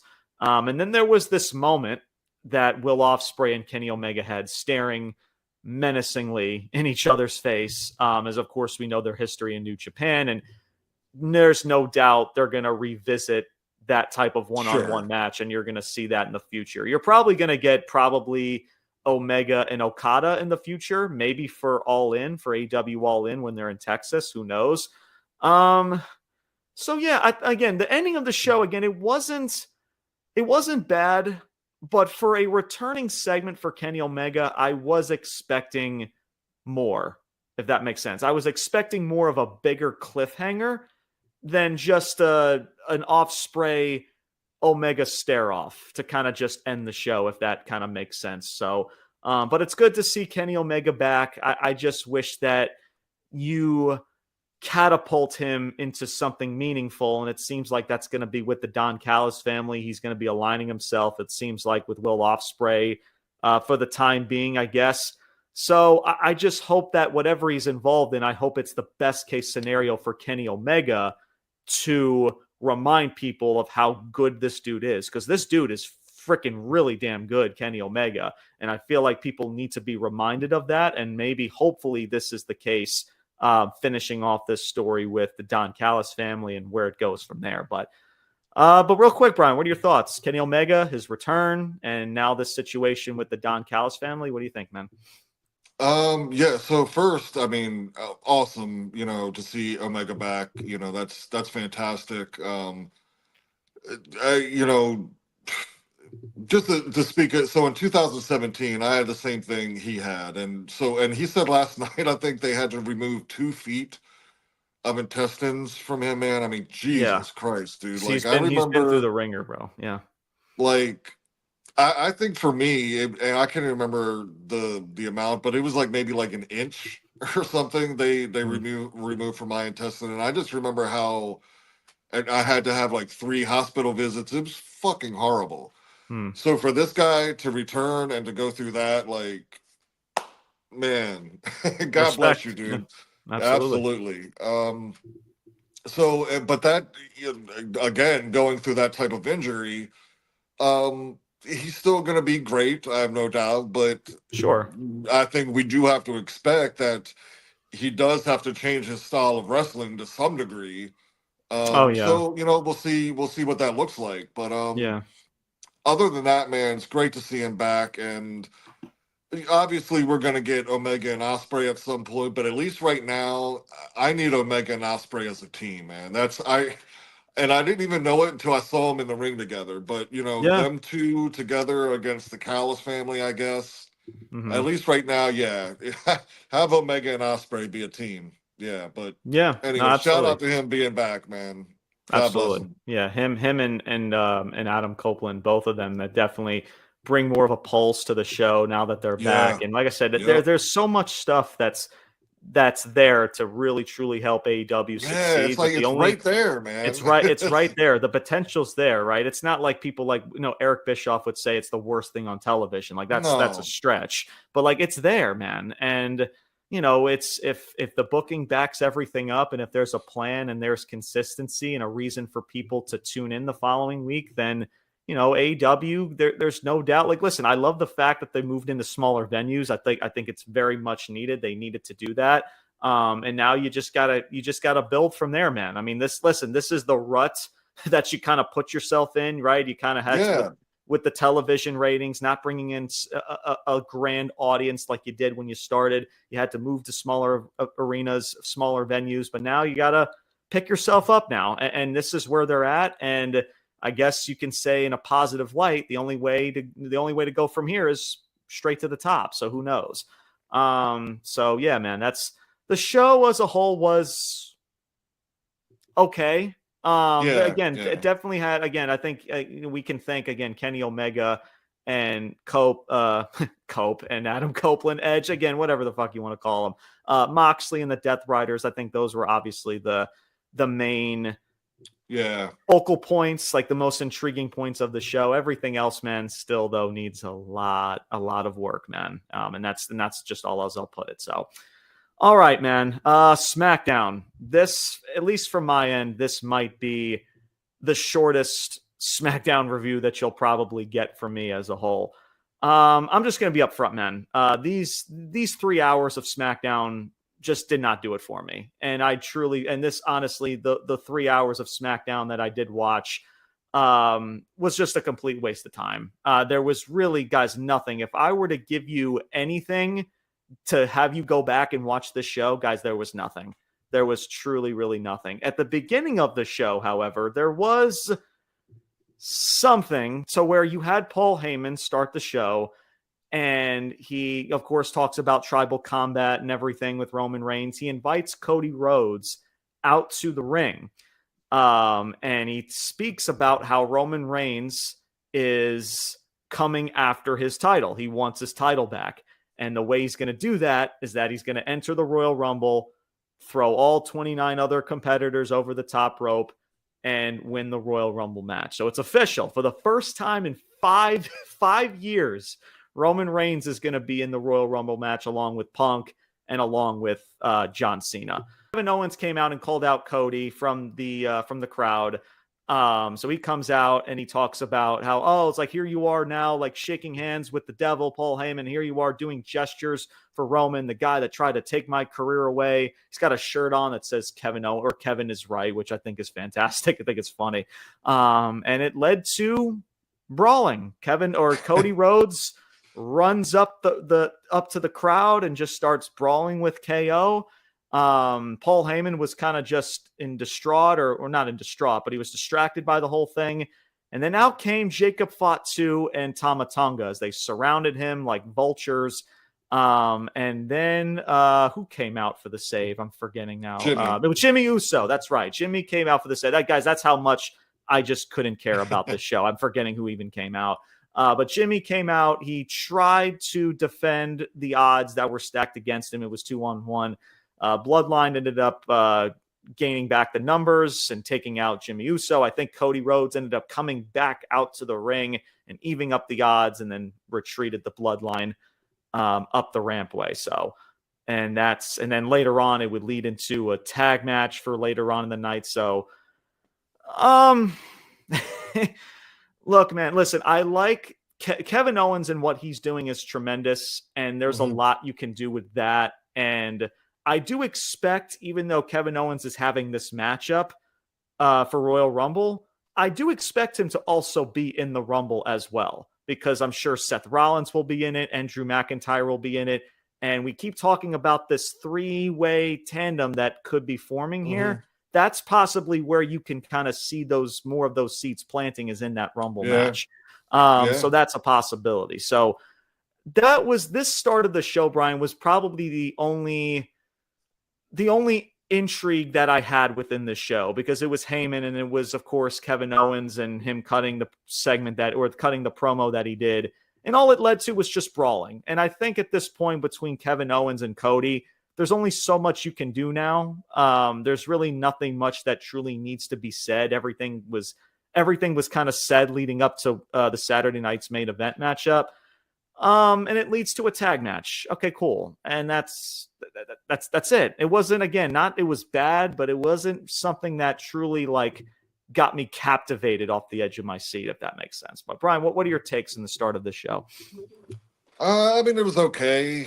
The thing that's starting to worry me a little bit about it, and I'm sure it'll, once we get to Mania closer, it'll even out or whatever, but man, that world title picture is getting really, really crowded right now. I mean, you got Cody, who's holding it, KO, Roman, Rollins, Punk, McIntyre. I just feel like this is what I'm worried about, that we're going to get to Mania. If Mania is anything less than a one-on-one match between whoever, then fuck that, man. I'm just worried there's so many people that it's going to somehow wind up working out to be a triple threat or a fatal four-way, and fuck all that. And so that's all. Yeah. That's where I'm kind of at with that, with all the,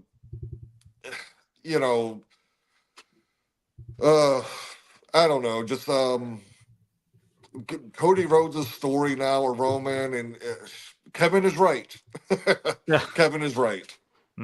It's just, again, I feel like that's where I'm at with it. Is just, it's as Cena, Cena said he's coming back, and that's what he wants. So yeah, it's just getting really, really crowded at that title picture, and just how everything's going to work out, man, I don't know. Yeah, who knows? But yeah, I mean, as far as Kevin Owens and Cody is concerned, it's just like the brawling. It's just got to stop, man. I feel like all they've done now over the last several weeks is just it's just brawl. And that's kind of and it's not just Kevin Owens and Cody, but you see that even on Monday Night Raw shows between people like McIntyre and Sami Zayn, McIntyre and Jey Uso, the Wyatts and Final Testament, right? All you just see in a Triple H production is straight up just brawls. And that's it. And again, I'm not saying that it doesn't have a place, you need that type of amplification, but if you do it all the time, it's no longer creative, Brian. It's just redundant. And that's just where we're at in regards to Cody and KO. And even again with the Bloodline and that whole situation. And no, guys, Roman Reigns should not be facing Cody Rhodes and having a part 3. That should not happen. No, thank you. Especially not at WrestleMania. There's nothing else that needs to be. There's nothing else that needs to be done between Cody and Roman now that they're those two. However, if Roman winds up winning the title at some point, whatever, and that's great, and he will. But no, he shouldn't. I don't know. Does he need to beat Cody for it? No. So who knows in regards to it? Up next was Chelsea Green, your new Women's United States Champion. She defeats Michin in a title matchup via the awe-inspiring roll-up finish and pins Michin. Now, at least this was for, again, a character like Chelsea Green in this type of scenario with a character like Michin.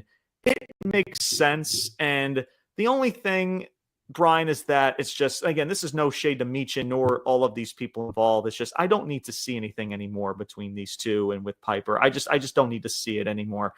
Keep Chelsea, keep her going with this title run, right? Obviously, she can't lose this title. But the situation with Michin, to where they fought in a dumpster match, they had the matchup at Saturday night's main event, and now you put them in this matchup. I don't really need to see anything else anymore between these two, and that's it. So I like, again, sometimes when it comes to the roll-up finish, it works for characters like a Chelsea Green, but sometimes in regards to the roll-up finish, because you see it a lot nowadays in pro wrestling, you just saw it on Monday Night Raw when Jey Uso rolled up Drew McIntyre, and I talked about that.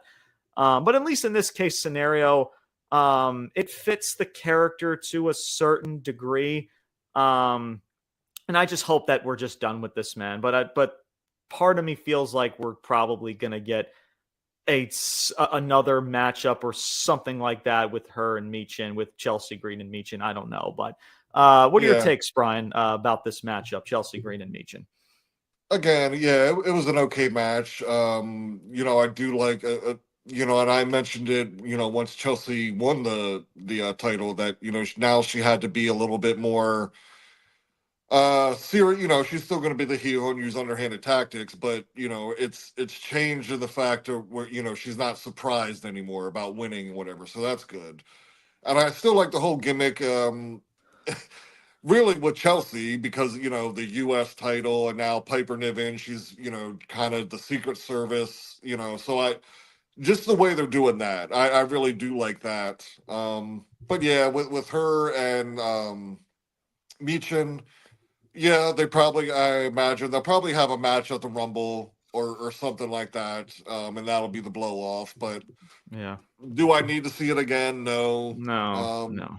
But Piper and Chelsea together, what they're doing with just the U.S. title and the Secret Service and just the gimmick, it's yeah, good. no, it's good. Yeah, it's entertaining. No, with those two and what Chelsea Green is doing on her own is good, and I just want Chelsea Green and what she is involved in with another in a certain feud is that much more captivating, and I can't really say that with Michin it's really doing that, if that makes sense. And I don't want that to kind of, that feud or this type of these matchups that she's having with Michin is almost like slowly starting to already downgrade the title run right from the gate, if that makes sense. And again, not because, and it's not the fact that it's like, cause like you're right. Like what Chelsea and Piper are doing together, and now with that championship involved, like you can do so much with that and do so many great segments with her in that title.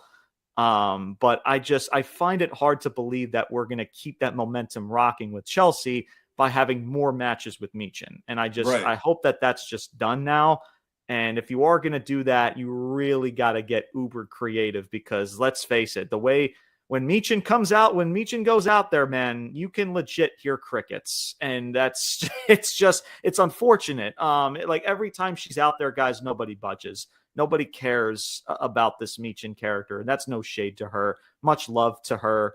And we know the talent that she can possess. Yeah, I mean, she was really, I felt like she was really starting to come into her own back with the OC. Unfortunately, the injuries and that fell apart. And exactly.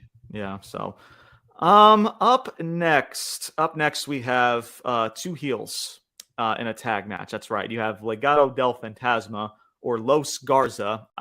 I guess that's what Humberto and Garza are now going by now, against Pretty Deadly. Again, guys, two heel teams.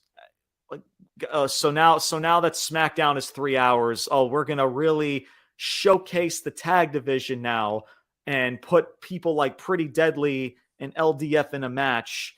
But the problem is, bro, they're two heel teams. Like, you look at that crowd and people were just the palm of their hands, like falling asleep. Yeah. Like, guys, nobody cares, man. Like, just because now you've added an extra hour and yay, we can add some more people and give people more TV time. But if you haven't been booking them properly, if you're not putting them in the right scenarios, you're going to get the reaction like you got last night. Nobody gave a fuck about this matchup at all. LDF ends up winning this match, and guys, that's it. I really don't, guys. I don't have anything else for y'all because I just Wade don't Barrett care. was kind of funny on commentary during the match a couple times. Wade, it's finding anything to be invested or intrigued from this show.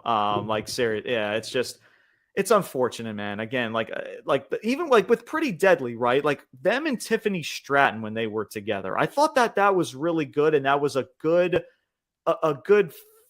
best foot forward for Pretty Deadly and what they can do in this company. And now they're just kind of like pushing away from that. And now you have like Apollo Crews backstage. He's pretty much like a snitch now. So we're like, hey, I know, yeah, they're not giving you. He keeps coming up like I don't know. Apollo Crews is just the resident snitch. He just, anytime you see a tag teams around, suddenly Apollo Crews pops up somehow. He's like, he's the combination of Mr. Captain Obvious and just a full out snitch. It's just like, oh yeah, like freaking, oh yeah, like, oh, by the way, Street Profits, the LDF, they didn't attack you guys. It was DIY. And no shit, it was fucking DIY. And then he goes out and tells Pretty Dead, like, yeah, you guys, because there was a backstage segment with DIY. He's like, you're not getting the you're not getting the title match. Yeah, no shit, brother. Like you could kind of see it like in Pretty Deadly's face, because I think they were starting to put 2 and 2 together as like DIY was like walking away, like, hey, we got you, don't worry about it.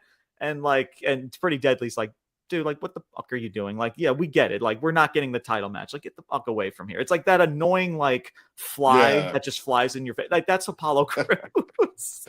Oh, my God. Again, man, this is the thing. But we got an extra. The weird part to me about it, I guess, is like, why... Like, Apollo Crews, I mean, he's been in tag teams, but Apollo Crews is not... I wouldn't say he's a tag team wrestler, right? So why is Apollo Crews even involved in these scenarios? Like, I don't get it. It makes no sense, man. Anyway, moving on. We have a United States title match. This was LA Knight, versus Shinsuke Nakamura. LA Knight wins this match, but by disqualification, as the Bloodline ended up coming out, because before the matchup earlier on, the Bloodline was escorted out of the ring, and LA Knight delivered the final blow, taking out Jacob Fatu and knocking him out of, escorting him out of the building. And so you kind of knew after that, like, the Bloodline's going to find their way back into the arena and get involved. And that's what happened. And then you had Jimmy Uso and Cody Rhodes. They come to the aid. They start a brawl. And we holla, holla, holla, playa. We get a tag match for later on in the night. And that was it. LA Knight ended up pretty much being an afterthought, as he pretty much has been on this show for the last several months. Guys, listen, I mean, to put any positive any positive that I can put in this is that at least the matchup, I guess, was better than than Survivor Series. I guess that's the only positive that I truly have, because, guys, I mean, outside after that, okay, LA Knight gets attacked. We knew he wasn't going to win that title because Shinsuke just won that title. The Bloodline gets involved, and now all of that was nothing for LA Knight. It was all just to put that tag match in the main event. It doesn't, like, come on, bro. Like, just all of that extracurricular activity, even at the start of the show, was just for us to wait another several more hours to watch a fucking tag match. Stop, man. Yeah. It's enough. Anyway, Brian, any thoughts? Yeah, LA Knight, man. I mean, it kind of took me back at first when it, because it happened really fast when he pushed Jacob Fatu out the door. And I'm just thinking, man, he lost the U.S. title, shout out to Shinsuke. I love what Shinsuke's doing. Have the rematch. He loses again. So he's not winning the U.S. title. And if you're now starting to book him with the Bloodline, I mean, that's good in the aspect that you would assume you're going to be in main event spots. But I'm sorry, like, if you're putting Jacob Fatu against LA Knight's taking the L's, and he's taking L after L after L after L. Mm-hmm. And so where does that leave LA Knight? And so that's the drawback I have to it. Like, if you want to And maybe against Tama Tonga, and that way you can, but I just don't think it shouldn't be Jacob Fatu. Like you should not be putting LA Knight in there against Jacob Fatu right now. If you wanted to go Tama Tonga, okay. Cool. But yeah, definitely not Jacob. Yeah, absolutely. So, all right. So next up was a tag match. Motor City Machine Guns, A-Town Down Under. Motor City wins the match. Who the fuck cares, guys? That's all I got. I got nothing else for you with that. It was a tag match. Happened. And I would say pretty much. I would say Grayson Waller and Austin Theory. They're probably going over to Raw pretty soon. Probably. Yeah, I think that's what it seems like. Yeah, after the segment with Aldis before the matchup earlier on in the night. So who knows? Again, is it going to make their booking that much better? I have no idea. So I know we're running long here, but do you know anything about Waller? Like, well, no, because he's wrestling matches, but like, what? I don't know. I mean, down again, much in NXT. I mean, he was there, wrestling matches, and he's been up on the main roster for, what now, a year and a half, 2 years, and something like that. Yeah. How many matches has he really been in? Like, I don't get it. Yeah, it makes they stuff him in this tag team. They've been teasing this turn with Austin Theory, and they don't know how to go about it, and they don't know how to progress it. So they're just stuck in this tag team right now, not doing anything. But be kind of just jobbers to a certain degree, for the most part. So that's all. Again, man, just who the fuck cares? I don't give a shit, honestly. So yeah, isn't it great, Brian? We got 3 hours of SmackDown now. This is what you're gonna get, at least until, thank God, again, SmackDown is going back to 2 hours in the near future. I don't know when, but in the near future it's going to. But Tiffany Stratton, Tiffy time. She's out there with that championship around her shoulder. She looks damn good with that title. She goes out there and she talks about how it is Tiffy time. She talked about how she was using Nia Jax, getting her to like her, and who's the stupid one now, raising up the championship, saying some words, and then Nia Jax comes out. She's like, I made you. No, you did not. Much love to you, Nia Jax, but no, you did not. Tiffany Stratton made herself. But they exchanged some words. Bayley came out. Again, I had to do a double take because I don't know what Bayley's entrance music is. I don't like her entrance music, guys, is awful. Like, I was like, who the hell is that? Oh, it's Bayley. I'm like, oh, it's Bayley. Like, God, like these I didn't. When I heard the music at first, I was like, huh? Like, right. I'm like, who is that? That's right. Exactly. So Bayley comes out, and then later on, it was Naomi and Bianca. And then chaos exuded with all of these ladies involved. And then this led to a number one contenders match. And Bayley ends up winning this number one contenders match. So next week, she will be facing Tiffany Stratton for that world title. Again, I'll keep this short. It seems like they probably will obviously continue this feud with Tiffany and Nia Jax. I'm sure they'll have their one-on-one matchup. This is to, I guess, just to pump up Tiffany, but again, what is that doing for Bayley? I don't know. Just to give Bayley a title match because it's Bayley. It's believable. She's your top female in the company. So let's pump up Tiffany, a matchup that we've seen before already, and we'll just stuff it on SmackDown. I mean, again, man, is this the best way to kickstart Tiffany Stratton's title run? I just ask that very just simple question, man. Can we be doing better? And my answer is hell fucking yeah, we can. Brian, what are your thoughts, man, about Tiffany, this championship, and this number one contenders match? Yeah, I mean, shout out to all three of those ladies, Nia, Tiffy, and Bayley. I mean, Bayley's got the number one contender match. I mean, look, she's in my top 3 all-time female wrestlers. So, I mean, I'm never going to complain about that. But, I don't know why you throw... I mean, yes, Bayley or Tiffy did cost Bayley the title, but obviously the feud here is Nia Jax and Tiffany. So much like, I said with the world title picture, I just hope that this doesn't devolve into some triple threat or some shit. Because, I mean, I assume next week, Nia's going to cost Bayley the match, DQ, whatever. So... how that's going to all play out, I don't know. But Nia Jax, her title run, I loved it. Tiffany, it was her time to cash in. She's been knocking it out of the park. And Bayley, she's a fucking superstar all the time. But how this booking is going to work, yeah, I don't know. Yeah, it's and the fact that you're just it should just be Tiffany and Nia right now. I feel like this, like that's the feud. Yeah, it's a match to just have a big title match on your show, right? And that's really it. I just don't know how necessary it is, especially for Bayley too. That's just been given nothing ever since she won the title just this past year, just last year when she was feuding with Damage Control, and now you just throw all of these ladies in a segment and in a match just because you have nothing else to buy time with Bianca and Naomi and the story that they're trying to tell of who attacked Jade Cargill. You have nothing for Bayley, so let's stuff her in a number one contenders matchup. And you want to buy time for Nia Jax and Tiffany, so let's throw Bayley in this matchup to pump up Tiffany as your champion when we've already seen the matchup. And what is that doing for Bayley when she loses in defeat? And I just don't understand it.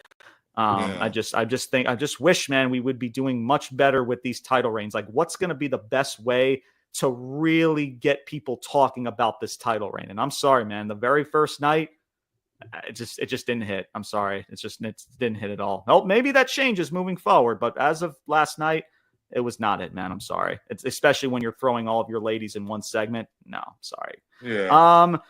And then the show ends with the Bloodline defeating Cody Rhodes and Jimmy Uso in a tag match.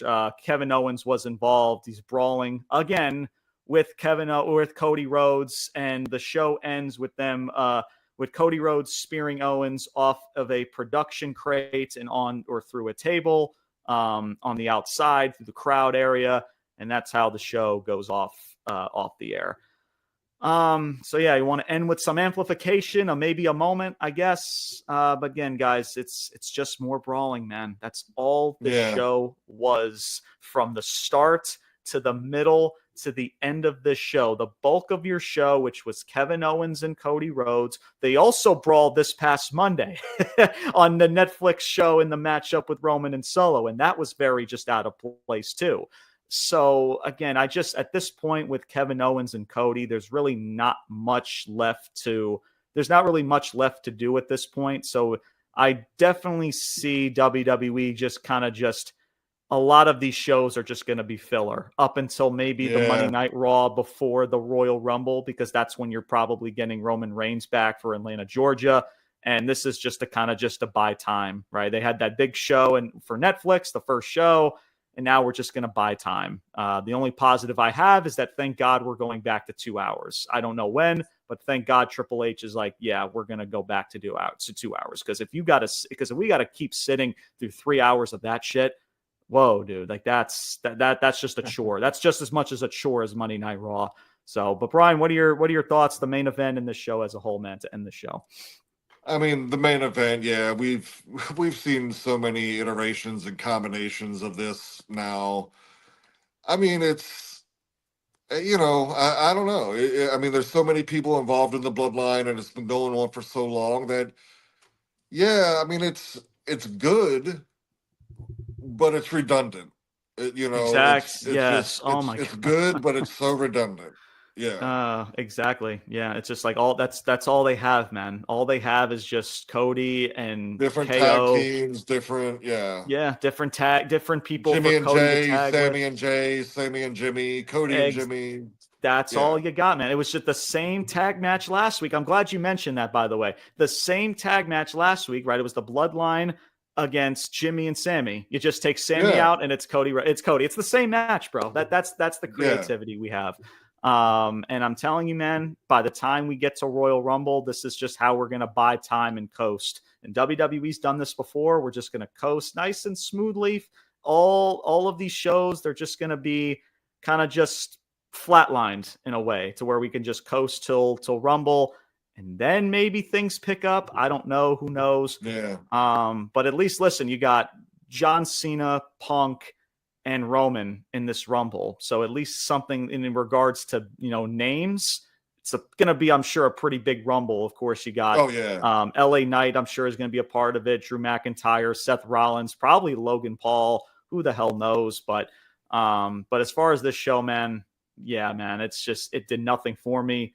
Nothing happened in the show, and I'm sorry, bro, it was just boring as hell. It did nothing for me, as I'm sure it didn't do a lot of people at all. But and that is your show, man. That is going to do it for today's podcast. Thank you guys so much. Almost 2 hours. I did not expect for us to go this long, but hell, I could go on for maybe several plus hours, but we ain't got that time. But thank you guys so much for sticking around 2 hours with us. We appreciate it. Thank you so much. This was your AEW/SmackDown review for this week. Make sure you guys stay tuned for next week when we talk Monday Night Raw, the second episode when Monday Night Raw is on Netflix. We'll go over that review show as we continue to progress. We continue to build towards the Royal Rumble. We will be having a roundtable for the Royal Rumble. That'll be later on this month. Stay tuned for when that episode drops. And as always, you see the banner down below. Make sure you follow Ruthless Talk on Instagram and on TikTok. That is Ruthless_Talk. Not sure if this TikTok ban is going to go through, but if you are on TikTok, then make sure you definitely follow us on our other platforms. Definitely subscribe to our YouTube channel. Planning on doing a lot more uploads in regards to regular uploads outside of our regular shows, and doing a lot more different stuff along the way, since TikTok, who knows, is not going to be a thing in the next week or so. But again, man, we appreciate everybody supporting the platform, checking us out, and stay tuned for more content to come. Brian, the floor is yours, man. What are your final thoughts before we end the show, my man? Oh, man, I'm just going to go try to kick the rest of this COVID. Thanks everybody for, liking, subscribing, and really looking forward to the Royal Rumble roundtable we got coming up, man. So yes. Always, the roundtables are always, they're a blast, man. Absolutely. That's, as much as I like doing this, man, the roundtable is like a roundtable discussion. I love that, so yeah. It hits different, man. Absolutely, for sure. It hits different. We already got special guests in the works, so make sure you guys stay tuned for who those people are, and many more and much more content to come. But that is going to do it for today's episode, everybody. My name is James Porcelli. I'm Brian Thomas. Until next time, there will be a next time. Your boys are signing off, saying salute. Peace out. And take care, everybody. Top guys, we are out.